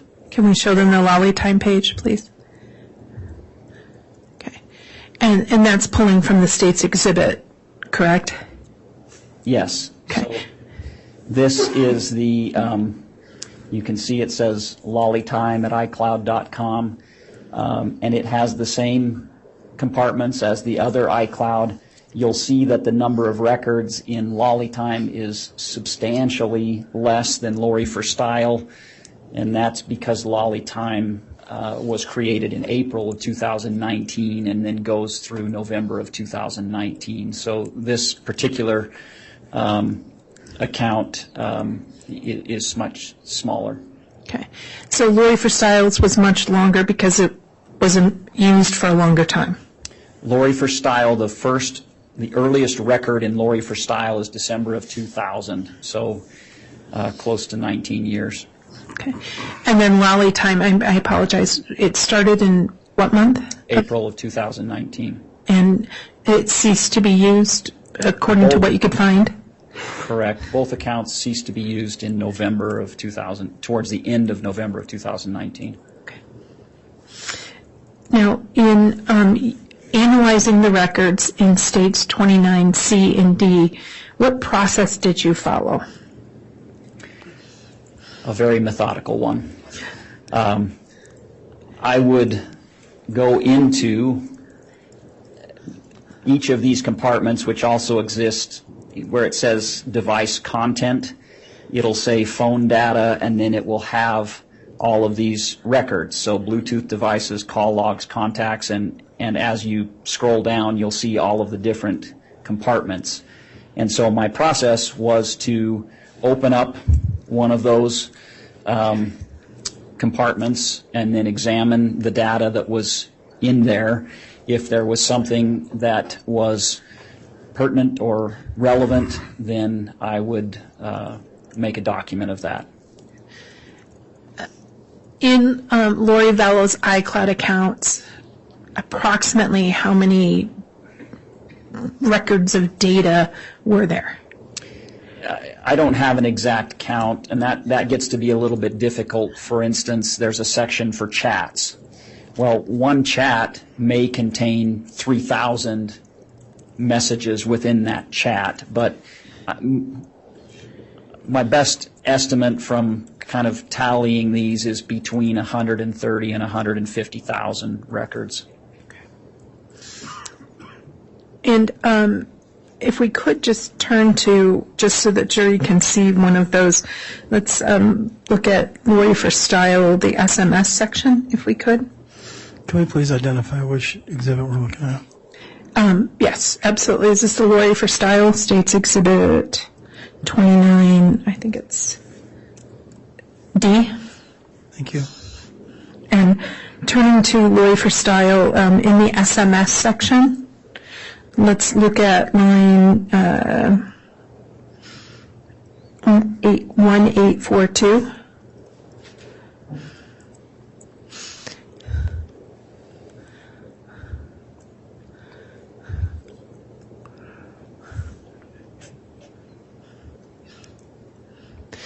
So, Agent, while Mr. Wood helps locate that and display that, is that the process you had to go through for looking, the process he's going through, is that the process you had to go through to look at every one of these texts? Yes, so in Lori for Style, I applied a date filter starting October 26th of 2018. When I applied that filter, there were approximately 4,500 text messages, and I started at that date and then read every single text message down to the last. Okay. And that's just the text messages? Yes, and so I followed that same process for all of the various compartments that you can see that are displayed on this screen. So I want to make a clarification here. I think you may be looking at 29C, not D. oh, I'm sorry, I apologize if I misspoke, Your Honor. Okay, thank you, Counsel. Yeah. Well, I think we need to be clear if it is 29C or if it is 29D. If you could, yeah, let's confirm. This is Lori for Style at iCloud.com.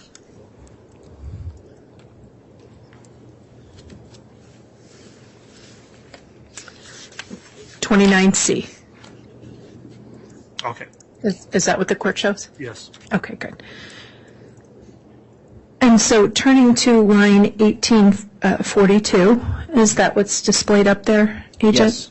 Yes. Could you show us sort of how you would figure out what that record was and what it revealed?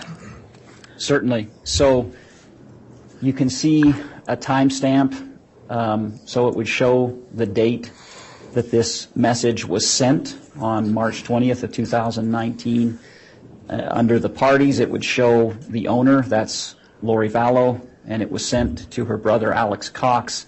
And then under the body, it contains the text message that was sent. In this case, it says, "I'm finding out some great stuff about you. I'm going to do some sealings. Can't wait to share all the things I learned about you. Wow, you're going to like it. It explains a lot." And so when you looked at those texts, were you also aware of what was happening around in that case to determine whether a text is relevant? Absolutely. As I was a participant in this case in its totality from essentially day 2, and so having that knowledge as the investigation progressed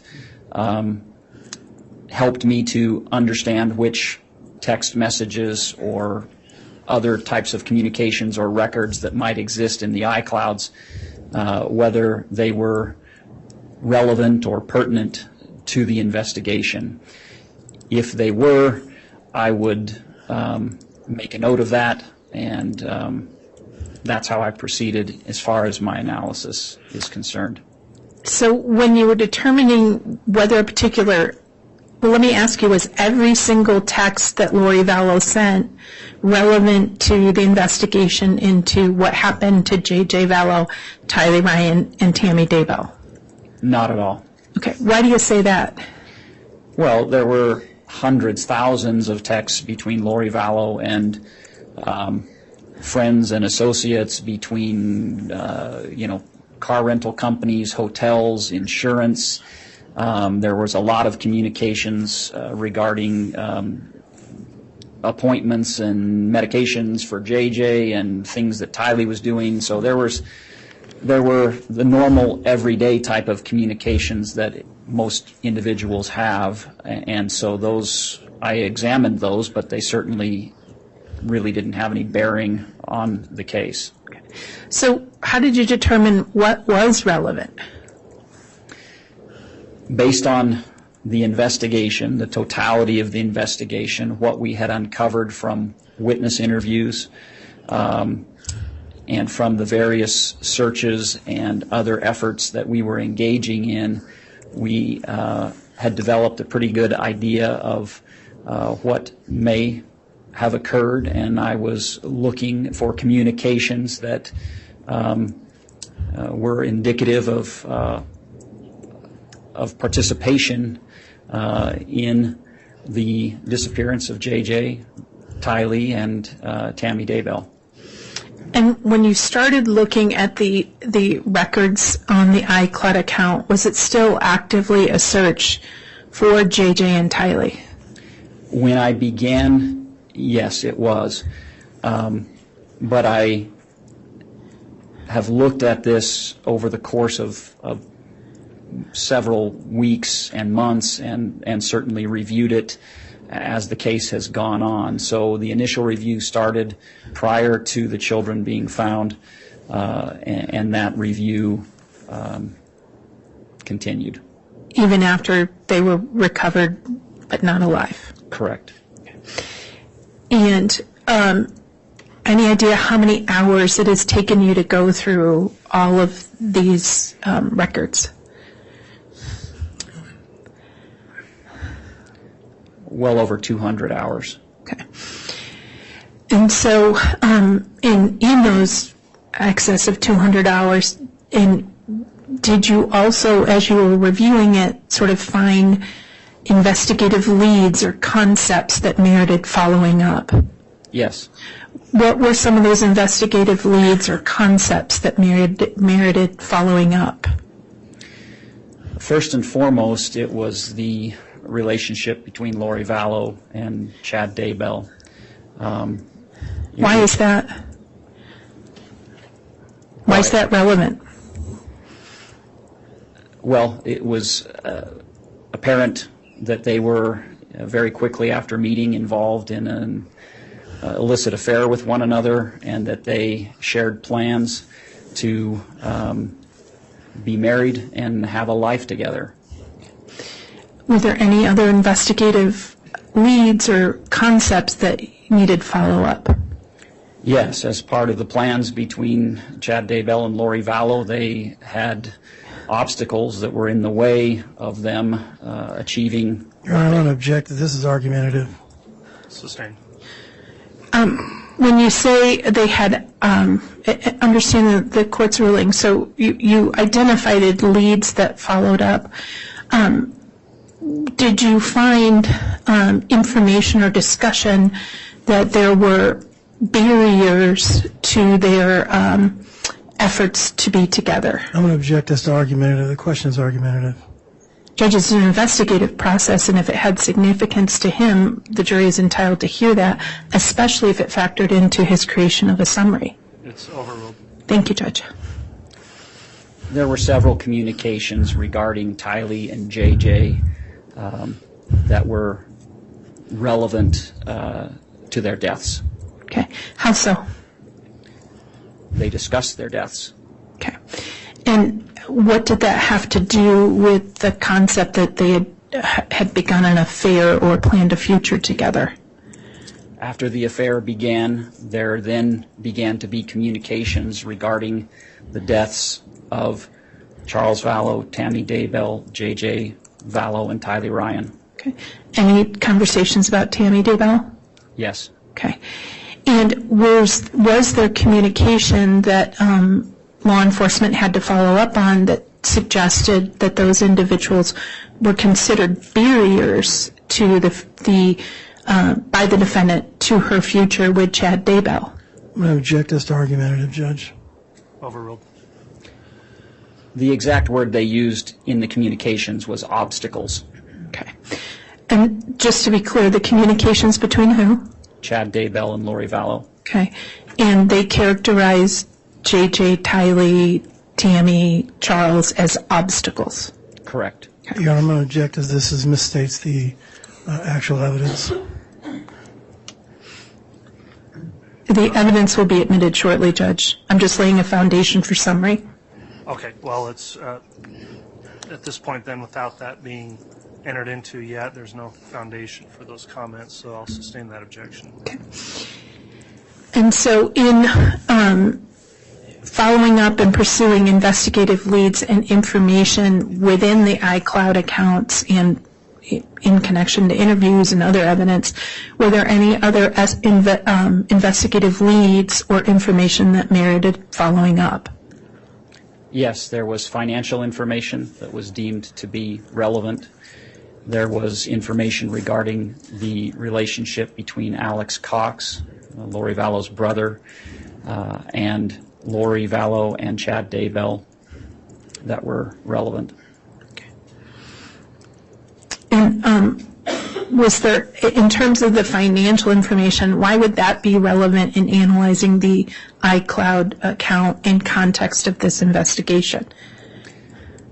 Well, during the course of the investigation, one of the elements that we examined was a potential financial motive for the crimes, and so that was part of our process in being thorough as it relates to looking at all the information that was available to us as we conducted the case.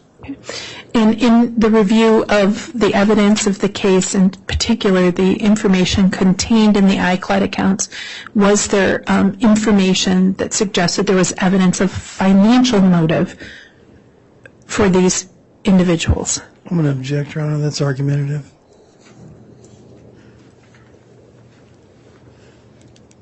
Overruled. Yes. What evidence did you find that merited following up as an investigative tool or investigative avenue? In the iCloud specifically, there was communications and direct references to a large life insurance policy possessed by Charles Vallow, as well as Social Security payments that were attributable to J.J. Vallow and Tylee Ryan. You also indicated that there was some investigative information sort of stemming or contributed to from Lori Vallow's iCloud account about a relationship between Alexander Cox, Chad Daybell, and Lori Vallow. Did I hear that correctly? Yes. Okay. What information or evidence did you hear that led to investigative pursuits?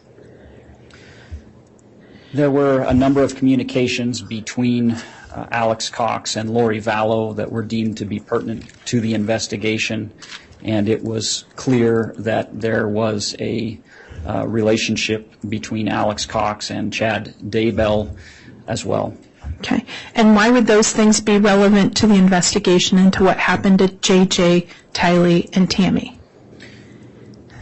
Those relationships were important because those individuals, throughout the course of the investigation, that's ultimately who was charged with the alleged crimes. Okay.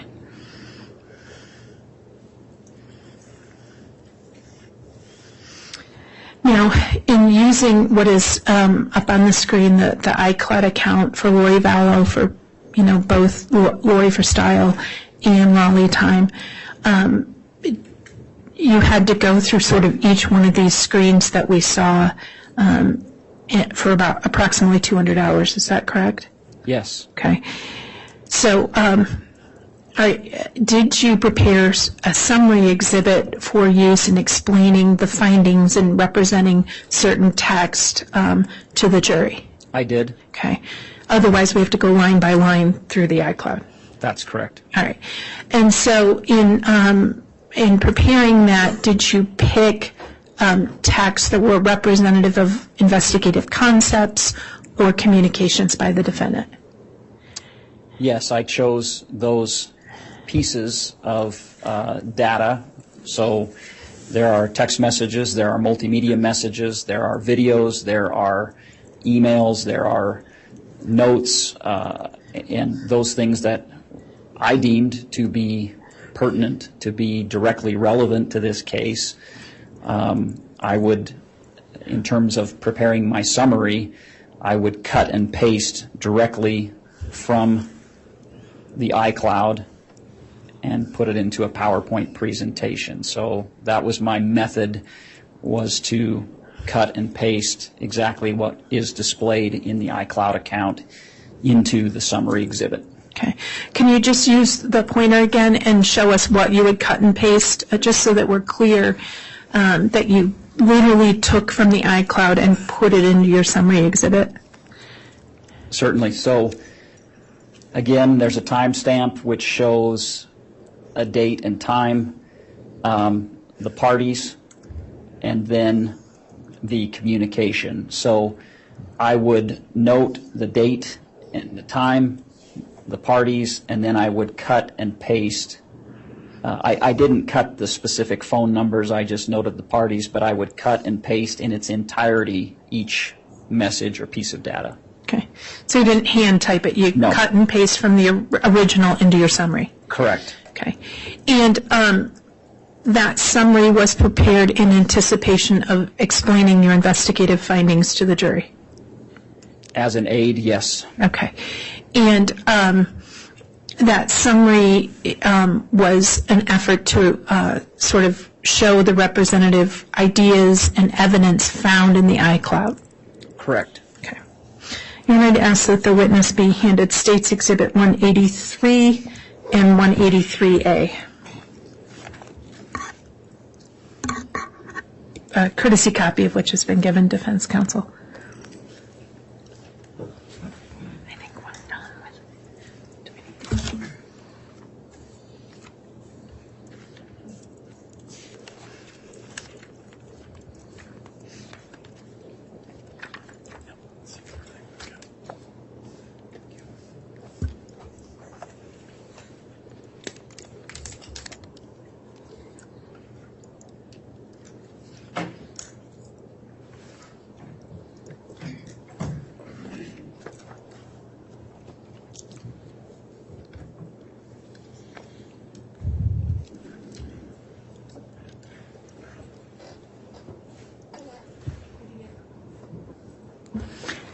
Agent, did you get a chance to look at States 183 and 183A? Yes. What are they? This is 183A is a hard copy of the PowerPoint presentation that I prepared for a summary exhibit. 183 is an electronic copy of that with my initials on the thumb drive. Okay. So you prepared that thumb drive? Yes. Okay.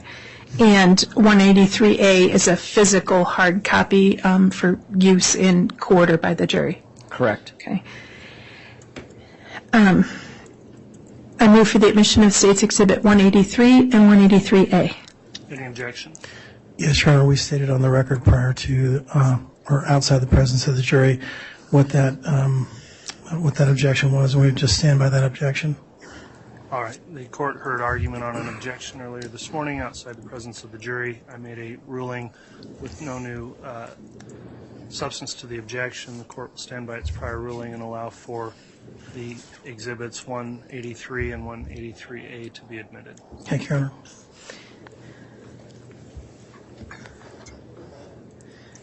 And you're under making sure the court has their courtesy copy of 183A, correct? Thank you. I do. Thank you. I request permission to display States Exhibit 183A. You can publish it. Thank you.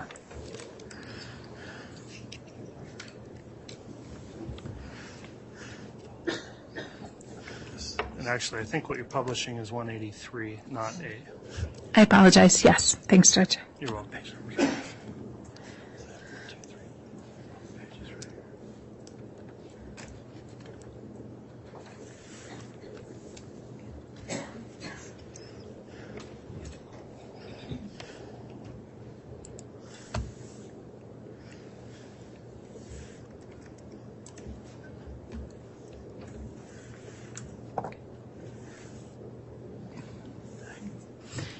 All right. Agent, if you could look at the screen. I see displayed an initial slide and states Exhibit 183. What are we seeing here? This is a line that I located in the contact section of Lori for Style at iCloud.com, and it was saved under the name of Bishop Shumway. It was created on October 28th, 2018. What stands out about this particular contact is that the telephone Objection, Your number... Honor. He's now giving a narrative explanation. Sustained. Okay. So what is it that it stands out about the slide we're looking at? What stands out is that the phone number, 208-690-9374, is the known cellular telephone number for Chad Daybell. And what was the date this contact is reflected in the cell phone data or the iCloud account of Lori Vallow? It was created on October 28th, 2018. And just so that we're clear, that date had significance because why? Chad Daybell and Lori Vallow met at a Preparing a People conference in St. George, Utah on October 26th, and that conference spanned the 26th, 27th, and 28th of October.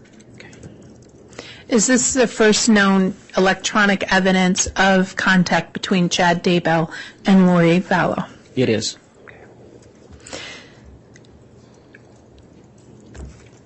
So turning to the next, which is labeled the SMS section, Lori for Style at iCloud.com, what are we seeing here? This is a text string between Lori Vallow and Audrey Barattiero that took place on January 23rd of 2019. Okay. If you could read to us into the record what that text string was. Yes. Line 2585. Hi, Audrey. This is Lori. I would love to talk to you sometime. Text me or call me. I'm excited to be able to talk to you about what we both know. Line 2584. Oh, hi, Lori. Guess you talked to Chad. Ha ha. Line 2580. Did he tell you I have a crazy work schedule? I might be able to talk tonight. I'll have to play it by ear, but it wouldn't until ABT 9:30 p.m. or after. The same for tomorrow. Line 2578, Lori Vallow to Audrey Barattiero. He did. That's okay. Just let me know when you are available. No pressure. I just think it's fun to talk to someone who knows what's really going on. Line 2576, reply from Audrey Barattiero to Lori Vallow. So what times usually work for you? I usually talk to him on my lunch breaks in Mondays or Tuesdays. Sunday afternoons I can talk.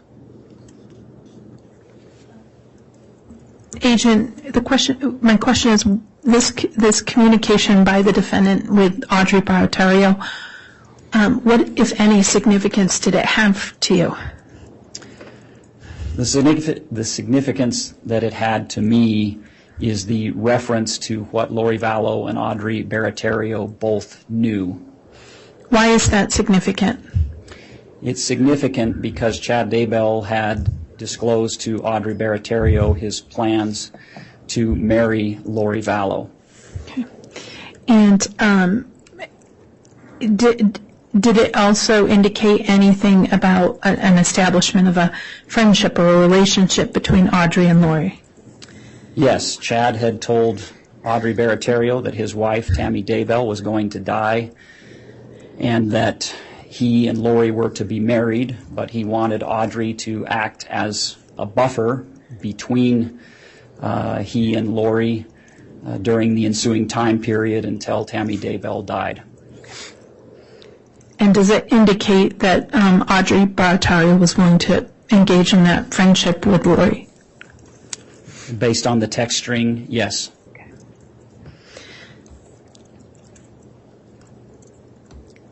Now, turning to an SMS text section in the Lori for Style at iCloud.com from March 20th, 2019. Can you explain to us what we're seeing here?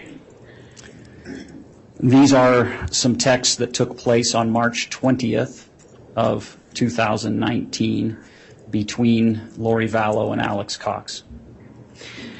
Could you read those into the record, please? Line 1842 from Lori Vallow to Alex Cox. I'm finding out some great stuff about you. I'm going to go do some ceilings. Can't wait to share all the things I learned about you. Wow, you're going to like it. It explains a lot. Line 1840, text from Alex Cox to Lori Vallow. Okay, hurry up, please. Line 1837, reply text from Lori Vallow to Alex Cox. Going to check everything with my source tonight to make sure I got this all right, but it's really good. We can talk about it tomorrow, hopefully. Now, Agent, why did you include this in your summary?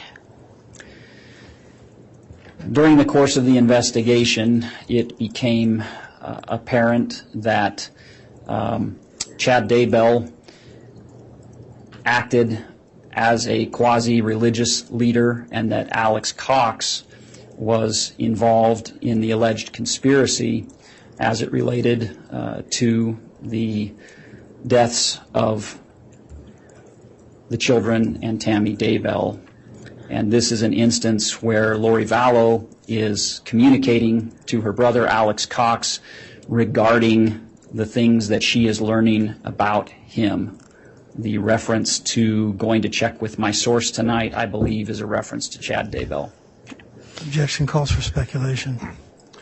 That's overruled, but obviously you can go into that on cross. Very good. Thank you. Now, looking at this text, you indicated that Chad became a quasi-leader. Was there evidence to suggest why Lori Vallow would be communicating that to Alex Cox rather than just Chad? There were occasions where Lori Vallow made direct communications regarding religious matters or religious concepts, but it was frequent and repetitive that Alex Cox, Melanie Boudreau, others would solicit Lori to check or inquire with Chad Daybell and then would return answers back to those individuals. In context of the evidence from the iCloud and the other evidence in totality of the case, was there evidence on Lori Vallow's sort of position power with regard to those people in religious concepts? Yes. What was that position power and what evidence was there of that? Her position was right next to Chad Daybell. The two of them were in an elevated position, and others would seek their counsel and advice as it related to alleged revelations and visions and so forth. And in seeking that counsel or information, was there any evidence at times that Alex Cox or others would seek direction or instruction from Lori Vallow? Yes. And is that reflected in some of the text that you've provided in summary? It is. Was it is it reflected throughout both iCloud accounts and the overall account of Lori Vallow? Yes, it is. Now, turning towards an SMS text from Lori for Style at iCloud.com, can you tell us what we're looking at, from line 1763 through 1761? This is another short text string between Alex Cox and Lori Vallow that took place on March 26th of 2019. Okay. And could you read those lines into the record, please? Yes. Line 1763, text from Alex Cox to Lori Vallow. Correct. Charles's body is alive. Line 1762, from Alex Cox to Lori Vallow. What did you learn? Line 1761 from Lori Vallow to Alex Cox. A lot. Still working on it. We'll call you later. Why was this series of the SMS included in your summary? These short texts actually contain a lot of information regarding what was taking place in the investigation. How so?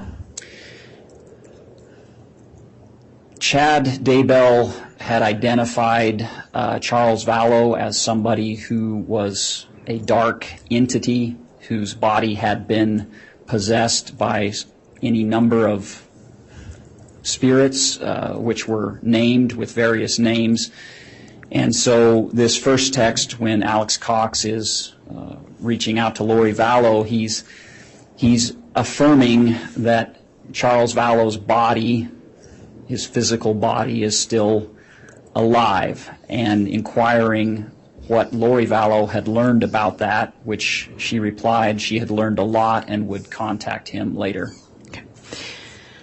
And so learned a lot. What does still working on it mean in context of the iCloud account and the overall investigation? We see, or I saw, very frequent usage of that particular term.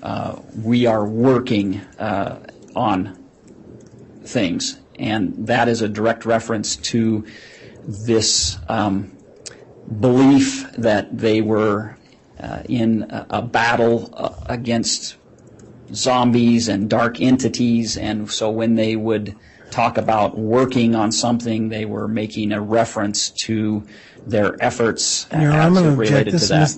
This is misstating the evidence that's actually been put in. I think it's beyond the scope of what's been entered, so I'll sustain that. Okay. When you say they said working on it, was it often Lori Vallow herself saying working on it? Yes. Okay. And in your review of the text section in the MMS and the various iCloud accounts reflecting Lori Vallow's statements or state of mind, did you see evidence that her brother believed what she was saying? Frequently. Okay. Did you see evidence reflected that would show that Alex Cox was seeking input or direction from his sister with regard to the various potential bad spirits or people's physical body? Yes.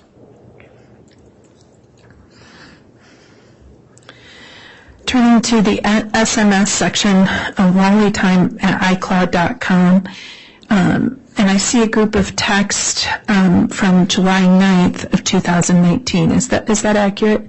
Yes. Okay. And I noticed that each of these slides have appeared chronological, and forgive me if I didn't ask.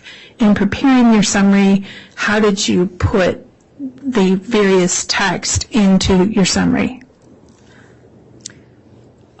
I did that chronologically. So in the summary, you'll see we may move back and forth between Lori for Style at iCloud.com and LollyTime at iCloud.com. For the most part, it's Lori for Style in the beginning and the ending of this summary exhibit, and most of the middle of it is taken from LollyTime at iCloud.com. But I placed all of the data chronologically. Why?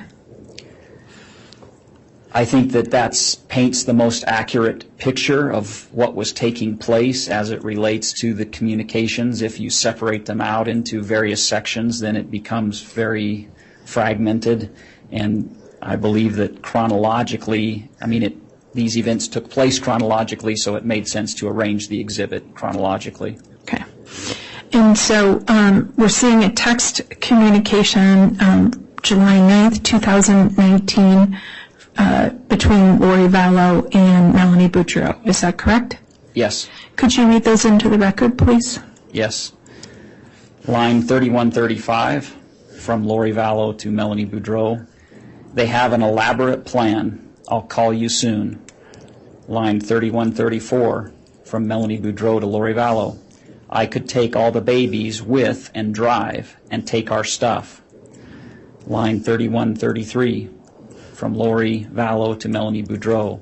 You can't go at all. We both need to stay here to defend ourselves. Line 31-32 from Lori Vallow to Melanie Boudreau. It's coming to a head. This week will change everything. Why did you include that particular series of text from Lori Vallow in your summary? Your Honor, the only way you can answer that is through hearsay evidence.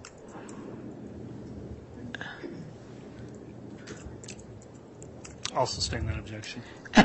I'm sorry, Your Honor. I guess I don't understand the objection. Your Honor, would the court like me to clarify? May we approach sidebar? Because I really don't understand. Well, I'd like to have the question reread, please. Okay.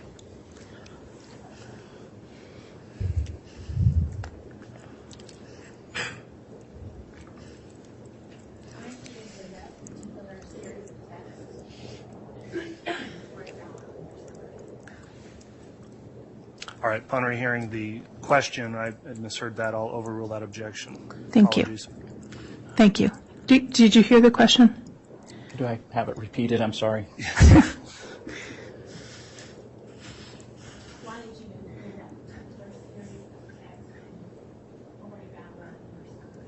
Okay.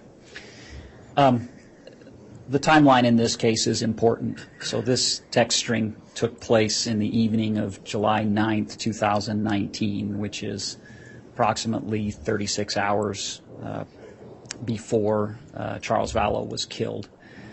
These texts are a reference to events surrounding that. Okay. And again, Judge, I'm going to object, just for the record, that the only way he could have gotten that information was specifically to Melanie Boudreau is through hearsay evidence from Melanie Boudreau. All right, well, he's testified it's through information obtained through these iCloud accounts. So for that, and because they've been admitted, I'll overrule the objection. Thank you. All right. And so the timing of this communication by Lori Vallow was significant to you in relation to the death of Charles Vallow? Correct. Okay. And in the text, it was a text from Lori Vallow. In her own words, it's coming to a head. This week will change everything. Yes. Okay. And when in context of the investigation and the overall review of the iCloud, what does "it's coming to a head" mean to you? It's a reference to the marriage between Charles Vallow and Lori Vallow. Their marriage, from the communications and the totality of the investigation, had deteriorated substantially. And I'll object to speculation that she's calling for him to speculate as to what these texts mean. I'll sustain that. Okay. And ask to strike that from the record. All right, the final part of that answer will be stricken from the record based on the objection. The jury's instructed not to please consider that particular response. Okay. So in your review of the evidence, in your review of the iCloud, did you learn from the defendant's own words that her marriage to Charles Vallow was deteriorated? Yes. Okay. In fact, I believe you earlier talked about that she characterized Charles Vallow as an obstacle. Is that correct? Objection, that's argumentative, Judge. Overruled.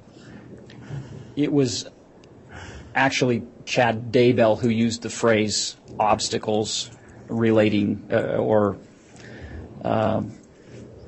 in connection with these individuals. Okay. And so it's coming to a head, that statement from the defendant. Was there evidence within the iCloud that you reviewed, the defendant's own words, that reflected whether or not she wanted Charles Vallow out of her life as her husband? Yes. Okay. Let's turn to some additional text from Lori time on July 9th, 2019, reflected in the next slide. Could you please look at lines 3120 and 3072? Do you see those? I do. Could you read those into the record, please? Yes. Line 3120 from Lori Vallow to Alex Cox. Getting sleepy, so I'm gone to need you to stay close to me the next couple days. Mel, too. She can't go to Utah. They are planking some kind of intervention, but want Mel out of the way so I'm left alone. I need to come get the stuff at your house tomorrow and secure it. Lots to do. Thank you for standing by me. It's all coming to a head this week. I will be like Nephi, I am told, and so will you. Line 3072, text from Lori Vallow to Melanie Boudreau. Al is here. Charles says he will come over in the morning. Why did you include these particular texts from Lori Vallow to Alex Cox and Melanie Boudreau in your summary? Your Honor, I'll object that these takes things out of context. He specifically stated that he is going in line by line, and it looks like there's almost 100 lines between these two texts. I'll overrule the objection, and I think it's appropriate for cross-examination. Mr. Thomas. Very good. Thank you. I'm sorry, the question was, why did you include these particular text communications from Lori Vallow to Alex Cox and Melanie Boudreau in your summary?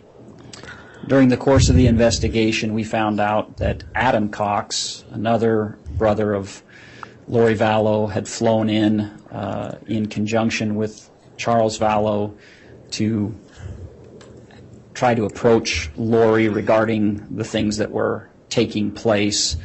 And so that's why I included these communications. Okay. And turning to line 3120, I will be like Nephi, I am told, and so will you.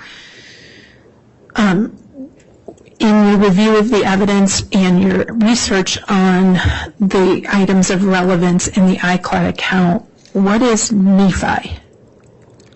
Nephi is the name of an ancient prophet whose life is documented or chronicled in a book of Scripture called the Book of Mormon. And so he is one of that book of Scripture spans from 600 BC to roughly 400 AD, and Nephi is one of the first prophets that is documented in that particular book. Okay. And the phrase, I will be like Nephi, other than an ancient prophet, was there significance to the investigation that merited review in the use of the word Nephi as applied to Lori Vallow and Alex Cox? Objection. Calls for speculation. He's already indicated that Nephi is found throughout the Book of Mormon, which is hundreds of pages long. I'll sustain the objection. Thank you. In terms of Lori's use and her own words identifying herself as Nephi, what were the situations involving Nephi that were relevant to the investigations? Objection. Calls for speculation. I think there need to be some additional foundation. You're going to go into that term and what it means in the context of these communications. Okay. So in terms of foundation, are you aware of historical attributes or story significance to the prophet Nephi? I am. Okay. What were the historic accounts related to the prophet Nephi? Okay, objection vague. There are hundreds of stories about Nephi. That's overruled. Thank you. If the witness knows, the witness can answer. The primary one relates to an incident where Nephi was commanded by God to slay an individual named Laban. Your Honor, I'm going to object as this is speculative. Overruled. I'm sorry, you can keep going. You said it was about Nephi was commanded to slay Laban. Yes. And what was the rest of that particular historic accounting of the prophet Nephi? Simply put, Laban was in possession of records that Nephi and his family wanted to possess before they left Jerusalem, and Nephi was commanded by God to slay Laban to obtain those records. Okay. And so was Laban considered a good guy or a bad guy? Bad guy. Again, Your Honor, based on his response to the question, I believe it's irrelevant and it specifically doesn't have anything to do with the crime that's charged here, and it doesn't even correlate. Well, there's a reference to the term in the text, and I'll allow a little more on this, but it's getting outside the scope of, I think, what's relevant. Pretty quick here, Ms. Smith. The defendant herself likened herself to Nephi, correct? Yes. And the defendant likened Alex Cox to Nephi, correct? Yes. Okay. And if I understand correctly, Nephi was commanded to kill Laban. That's correct. I'm going to object as to vague. Nephi was commanded to do lots of things. Overruled. And the date that the defendant likens herself to Nephi was July 9th, 2019? Yes. She also told Alex he was like Nephi, correct? Yes. Okay. And in the text communication from Lori Vallow to Melanie Boudreau,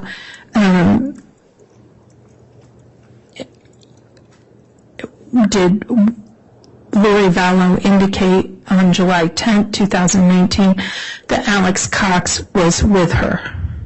Yes. Okay. Now, defense counsel pointed out, and we're going to chat about this in a minute, I noticed that there's a line number and a date, and then it appears to have a different line number and a different date in your summary. Why didn't you include every text between those two? If I included every text between the two accounts, we would be at well over 8,000 text messages. And so I chose those texts that I felt were in context and were relevant. But oftentimes there would be 3 or 4 people texting with Lori Vallow at the same time, and some of those texts in between have no relevance whatsoever to this case. Other texts were very redundant. We see the same type of communication over and over and over again. And so I chose those text messages that I believed were relevant to this case and was cautious not to prepare this summary exhibit where I'm taking things out of context. Okay. And if you included every text, it really wouldn't be a summary, would it? No, it wouldn't. Okay. Now, turning towards some chats that were in Lori for Style, can you tell us what we're seeing next on slide 7? Yes, this is a chat in the iCloud account generally was amongst multiple individuals, and the chat would contain could contain numerous texts. This is a chat between Lori Vallow, Cole Vallow, and Zach Vallow. Cole Vallow and Zach Vallow are Charles Vallow's sons. Okay. And this is communication from Lori Vallow in that chat? Correct. Okay. Could you please read into the records the communications that Lori Vallow had and to whom? Certainly. So, July 12th, 2019. Hi, boys. I have very sad news. Your dad passed away yesterday. I'm working on making arrangements, and I'll keep you informed with what's going on. I'm still not sure how to handle things. Just want you to know that I love you, and so did your dad. 3:41 p.m. on the same date. Lori, what happened? 3:43 p.m. We are still waiting for the ME report. I'll let you know more when I can. 5:54 p.m. Lori, what the fuck happened? You can't just tell us out Dad died and disappeared. You're not too busy to just let us know he died and disappear. Okay. Why did you include this particular series of chats in your summary? For timeline purposes, this series of communications took place the day following Charles Vallow's death, and it is indicative of the communication from Lori Vallow to Charles Vallow's sons regarding their father's death, but excludes the manner of death. Now, let's move ahead. In terms of within a few hours of that on July 13th, could you tell us what we're seeing in the SMS section of Lolly Time at iCloud.com? Yes. This is a series of texts between Chad Daybell, Lori Vallow, and ultimately Melanie Boudreau. Subsequent to Charles Vallow's death, Brandon Boudreau, Melanie Boudreau's husband, brought an individual to the house to talk with Melanie, and this series of texts is in regards to that person. And Lori Vallow was a part of this text communication, correct? Yes. Okay. And it was a text communication between Lori and Chad and included Melanie Boudreau. Correct. Okay. Could you please read those into the record? Yes. Line 3002 from Chad Daybell to Lori Vallow. I will check all bloomer and husband. Line 3001 from Lori Vallow to Chad Daybell. Good idea. Line 3000 from Chad Daybell to Lori Vallow. Allie Bloomer is 4.1 dark. Her cop husband is 3 dark. I suppose Brandon doesn't know yet about the discovered Charles's texts. Line 2996 from Lori Vallow to Melanie Boudreau. Allie Bloomer's husband, 3, and then a dark emoji. And so these texts, involving Chad, Lori, and then ultimately Melanie Boudreau were between 9:30 p.m. and around 10:05 p.m. on the 13th, correct? Yes. Okay. And why did you include these texts between that time in your summary? I included them because they demonstrate that anyone who tried to intercede was identified as dark. I don't understand how. I'm going to object. That's speculative, and we're now getting into the weeds. I'll sustain that and wish to have the answer stricken, I presume. Thank you, Your Honor. All right. The previous answer will be stricken, not to be considered by the jurors. Okay. So did you have in context of the iCloud, did it reflect who Allie Bloomer was? Allie Bloomer was a friend of Melanie Boudreau. Okay. And Brandon Boudreau. Okay. And did you learn whether or not Allie Bloomer had approached Melanie Boudreau about her situation with Lori Vallow? It was Brandon Objection, Boudreau. hearsay, Judge. Overruled.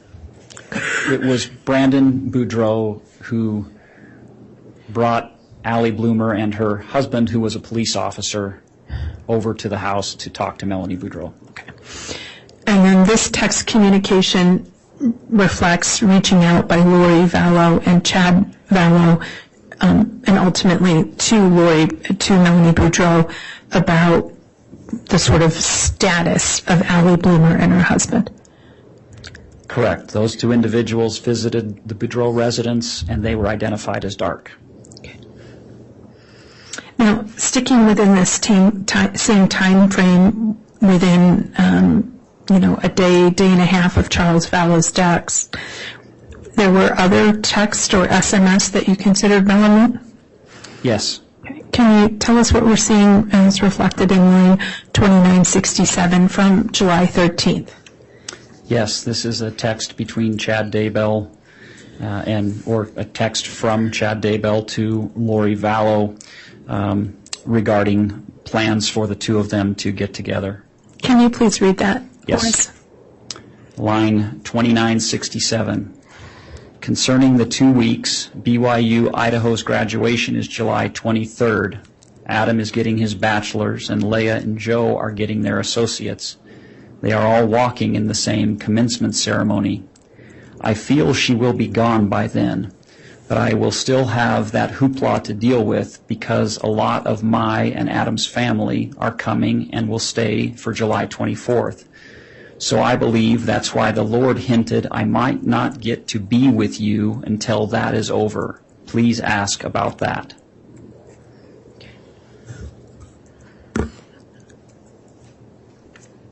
And were there additional texts associated with that conversation? Yes. Are we seeing those on the next slide? There's a series, the next few slides, I believe. Okay. If you could, what's the next date and time of that text in this series of communication between Chad and Lori?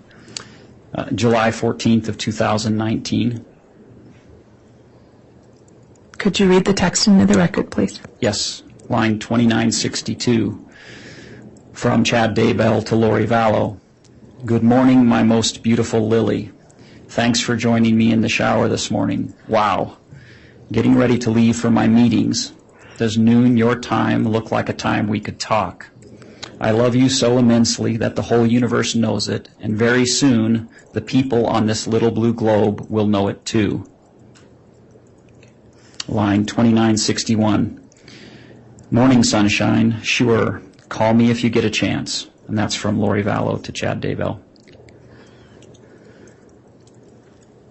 And let's move to I believe this is the rest of the series. It is the rest of the series, but then it gets into also another aspect of the iCloud accounts. Okay. If we could finish this series and then we'll go back and finish this aspect, is that okay? Okay. Okay. So the last in the series would be 2935 from Chad Daybell to Lori Vallow. I love you so much. You are my greatest desire and my best friend. Now on with the story. Okay. So turning back to what began with the series, why did you include this series of text communications from Chad and to Lori and vice versa? I included this due to the reference that Chad Daybell stated, I feel she will be gone by then. And then at the end, I believe that's why the Lord hinted I might not get to be with you until that is over. What relevance did it have in terms of your review of the iCloud and the evidence overall? The reference to Tammy Daybell being gone and the ability for Chad Daybell and Lori Vallow to be together at a future point. I'm going to object to speculation and ask that it be stricken. I'll sustain that. So following up on that, had you seen previous texts and communications or heard from witnesses that Chad Daybell had told people Tammy Daybell was going to die? From witnesses that were interviewed, yes, we heard repeatedly that Chad Daybell had told numerous persons that Tammy Daybell Objection, that's hearsay, Judge. That's a, go ahead, Ms. Smith. Thank you. Go ahead. No, I'm sorry. If you want to argue in response to the... Oh, thank you. Your Honor, this is part of the relevance of a summary of an agent. It has to be viewed in context of the evidence overall.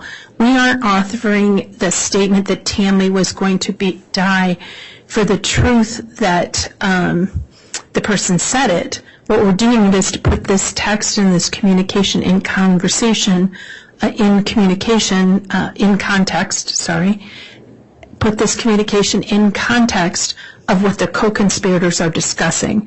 And so while defense counsel's argument is that it's speculation, in context of his knowledge, his experience, his analysis, his looking at all of the iClouds, it's not speculation. Well, it was hearsay was the specific objection lodged. Well, and, Your Honor, it's a statement of a co-conspirator Okay. in furtherance of conspiracy. Well, go ahead, Mr. Go ahead. Thomas. I guess I'm just saying, I'm saying what he's saying is that the information that he got from other people that Tammy was going to die is hearsay. That was his response. No, that wasn't his response, Your All Honor. right. Counsel, I'm going to sustain the objection. You can ask another question, Ms. Smith. Had you learned from the review of iCloud and information that Chad Daybell told people that Chad, in his own words, said that Tammy was going to die? Yes. Okay. And knowing that information, did that put this text and SMS message in context? Yes. Okay. There's also a line that says, please ask about that. What, if any, significance did that line have to you? During the course of the communications, there were several times where Chad and Lori would ask one another to seek confirmation of a specific plan or event that may take place in the future. And so in this is an example where Chad is asking Lori's advice. He's asking her to ask about what he's just laid out. Okay. The next in that series has a line, "Good morning, my most beautiful Lily." What, if any, significance did that line have to you? Both Chad Daybell and Lori Vallow had multiple names that they used for one another. Chad was known as Chad Daybell, Raphael, and James. Lori Vallow was known as Lily and Elena. So they would call each other these names in between various texts. Yes, for the most part, Lily was used very frequently by Chad Daybell in reference to Lori Vallow. Okay. And is this discussion of thanks for joining me in this shower this morning evidence that Lori was physically with Chad? No. Objection, that's calling for speculation. Sustained. Do you know or have information on July 14th, 2019 at 7:42 in the morning whether Lori Vallow was physically with Chad Daybell? She was not. She was in Arizona. Okay. And looking at this text, is it uncommon between the two that they would imply they had been with each other when physically that was impossible? That's correct. Is there any other reason of significance to you why you included this particular part of the text string? The reference by Chad Daybell that soon the people on this little blue globe will know how much he loved Lori Vallow. Okay. Why was that significant? It's directly relevant to their relationship with one another and their plans together in the future. Your Honor, he's making I'm going to object. I think he's making a conclusion that's best made by the jury itself, not by a witness. All right, well, the objection's not timely, so overruled. Thank you. All right. Now, turning to sort of the end of this line of text communication, you indicated, "I love you so much. You are my greatest desire and best friend." Now, on with the story. What did that mean? In the iCloud, in the SMS section as well as the email section, there is a story authored by Chad Daybell entitled "The James and Elena Story." It is partly accurately historical as to real events, and it is partly fantasy. And so this is a segment that Chad Daybell sent to Lori Vallow on July 14th of 2019 that contains a part of this James and Elena story. And you, in your summary, didn't include the whole story of James and Elena. No, I did not. Why did you pick portions? I picked those portions that I felt were illustrative of how Chad Daybell and Lori Vallow met and some of the significant events that occurred early on in their relationship that were journaled or chronicled by Chad Daybell. Okay. And so these portions had relevance in terms of timing on when he sent them? Not so much on timing of when he sent them versus the contents. Okay. And but these were sent. This one, that I believe we're seeing one of those texts on line 2933 from Chad Daybell to Lori Vallow on July 14th, 2019. Correct. less than 3 days after her husband died. Correct. Okay. Could you please read that into the record? Yes. Line 2933, text from Chad Daybell to Lori Vallow. They would both attend the same event in mid-November, and it seemed like that day would never arrive. Each day they opened their hearts to each other a little more. James knew he could trust her with the mysteries of the universe that had been revealed to him. He knew they had been married before, and they had been close friends with the Savior when he lived in Jerusalem. James had served in an important position in the Lord's church, and Elena had been his beloved spouse and best friend. That relationship was now meant to continue in this lifetime. And did that text exchange between Lori and Chad continue? Yes. And that was at July 14th at 3:05. The next one. Correct. Okay. Could you please read that one into the record? Yes. Line 2930. Text from Chad Daybell to Lori Vallow. As James and Elena talked on the phone, he tried to delicately describe their connection to each other, and he was delighted that she believed him. He also shared that they had been married at other times on a previous world, and she accepted that information as well. James was overjoyed to have these memories restored to him because he truly loved her with all of his heart. He knew they were meant to be married again and complete important missions together before the second coming. He was ecstatic that she was receiving confirmation of these things as well. As they talked on the phone, the spiritual connection was so intense that it also produced physical desires, and it was as if their spirits were making love despite the great distance between them. James knew his spirit was visiting her during those occasions. He also became aware... Objection misstates the actual text. It was misread. I'm sorry, what did I misread? If you want to just start again at James knew his spirit, we don't need to start all over again. All right. James knew his spirit was visiting her during those conversations. He also became aware that his spirit would visit her at night, and they would wrap around each other in a sensual embrace. Kissing her was so wonderful and real, and he knew that the next time they saw each other, he needed to kiss her. He wouldn't be able to resist holding her. He was absolutely in love with her in every way. Why did you include those fraction of the James and Elena story in your summary?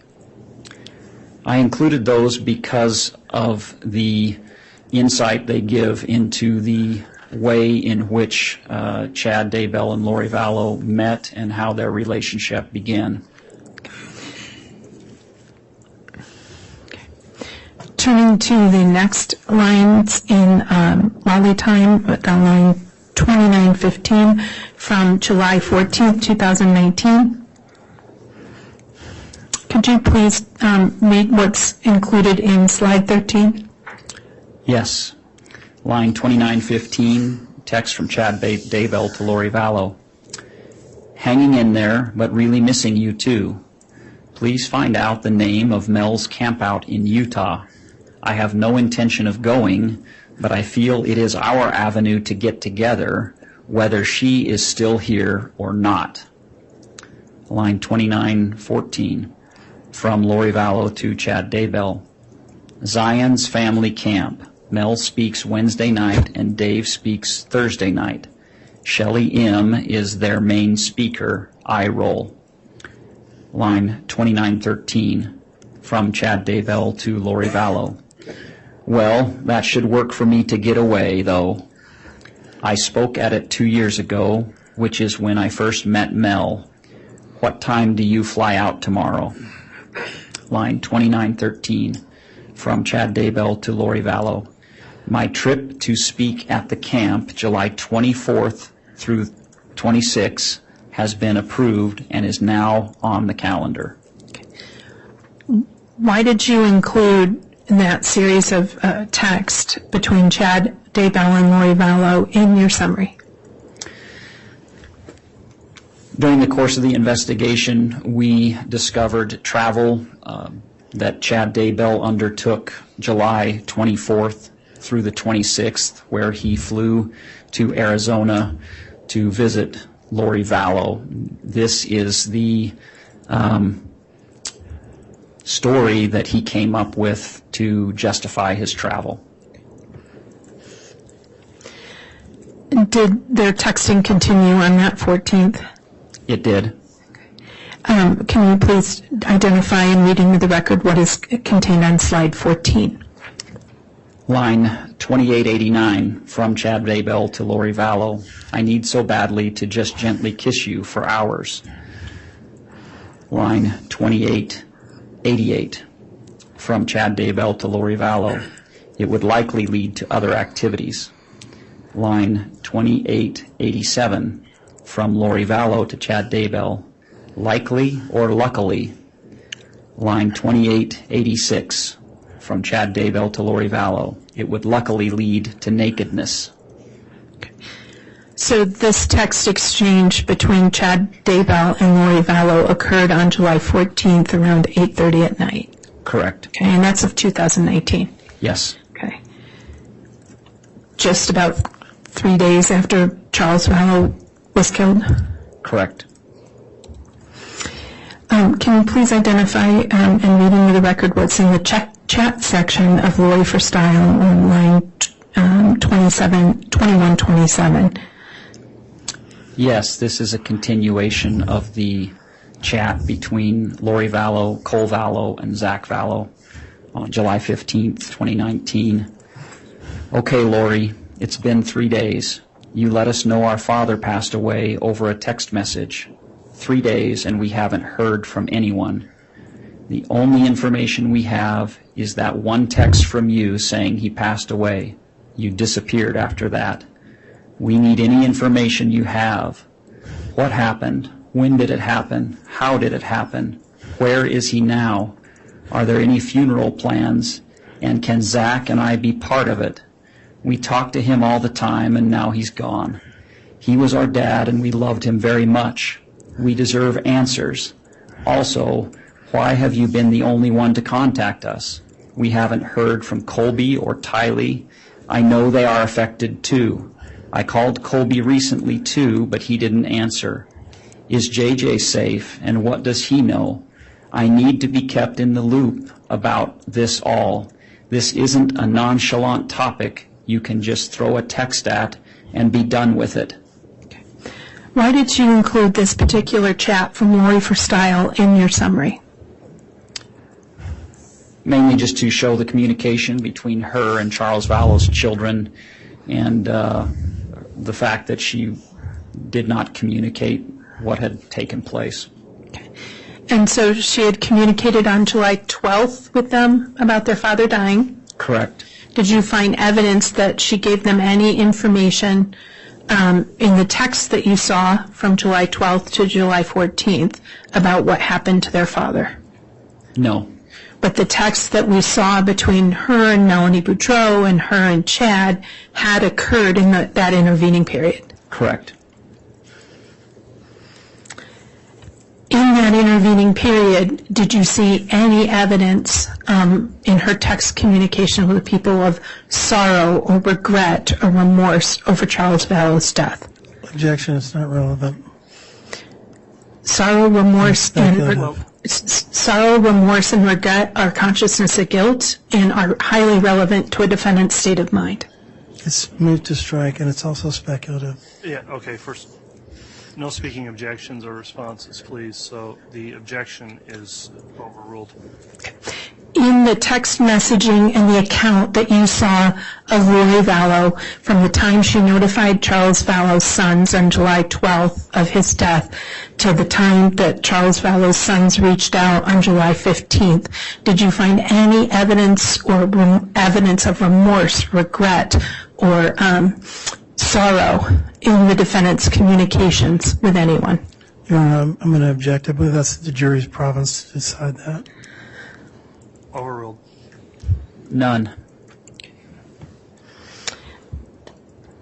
Your Honor, we're transitioning to another section. I certainly can do that, but that will take more than 5 minutes. This might be a decent stopping place if you want us to end at noon. Okay, why don't we go ahead and do that, since it appears it'll be more time for this witness starting back Monday. So we will adjourn for the day. Before we do that, noting we're going into the weekend, let me just again address our jurors here. We continue to appreciate the long service you've provided in this case. It's important for you to follow the instruction upon the commencement of the day and through the weekend until we return Monday. Please do not discuss the case amongst yourselves or with anyone else during the time between now and when you return. Please do not follow the case at all. If you see it in the media, don't do anything to look up the case. Access any other information that could impair your ability to decide this case only upon the evidence that you're hearing here in court today. So with that admonishment in mind, we will go ahead and recess for the day with the plan to start back with additional evidence Monday morning at 8:30. All right, please.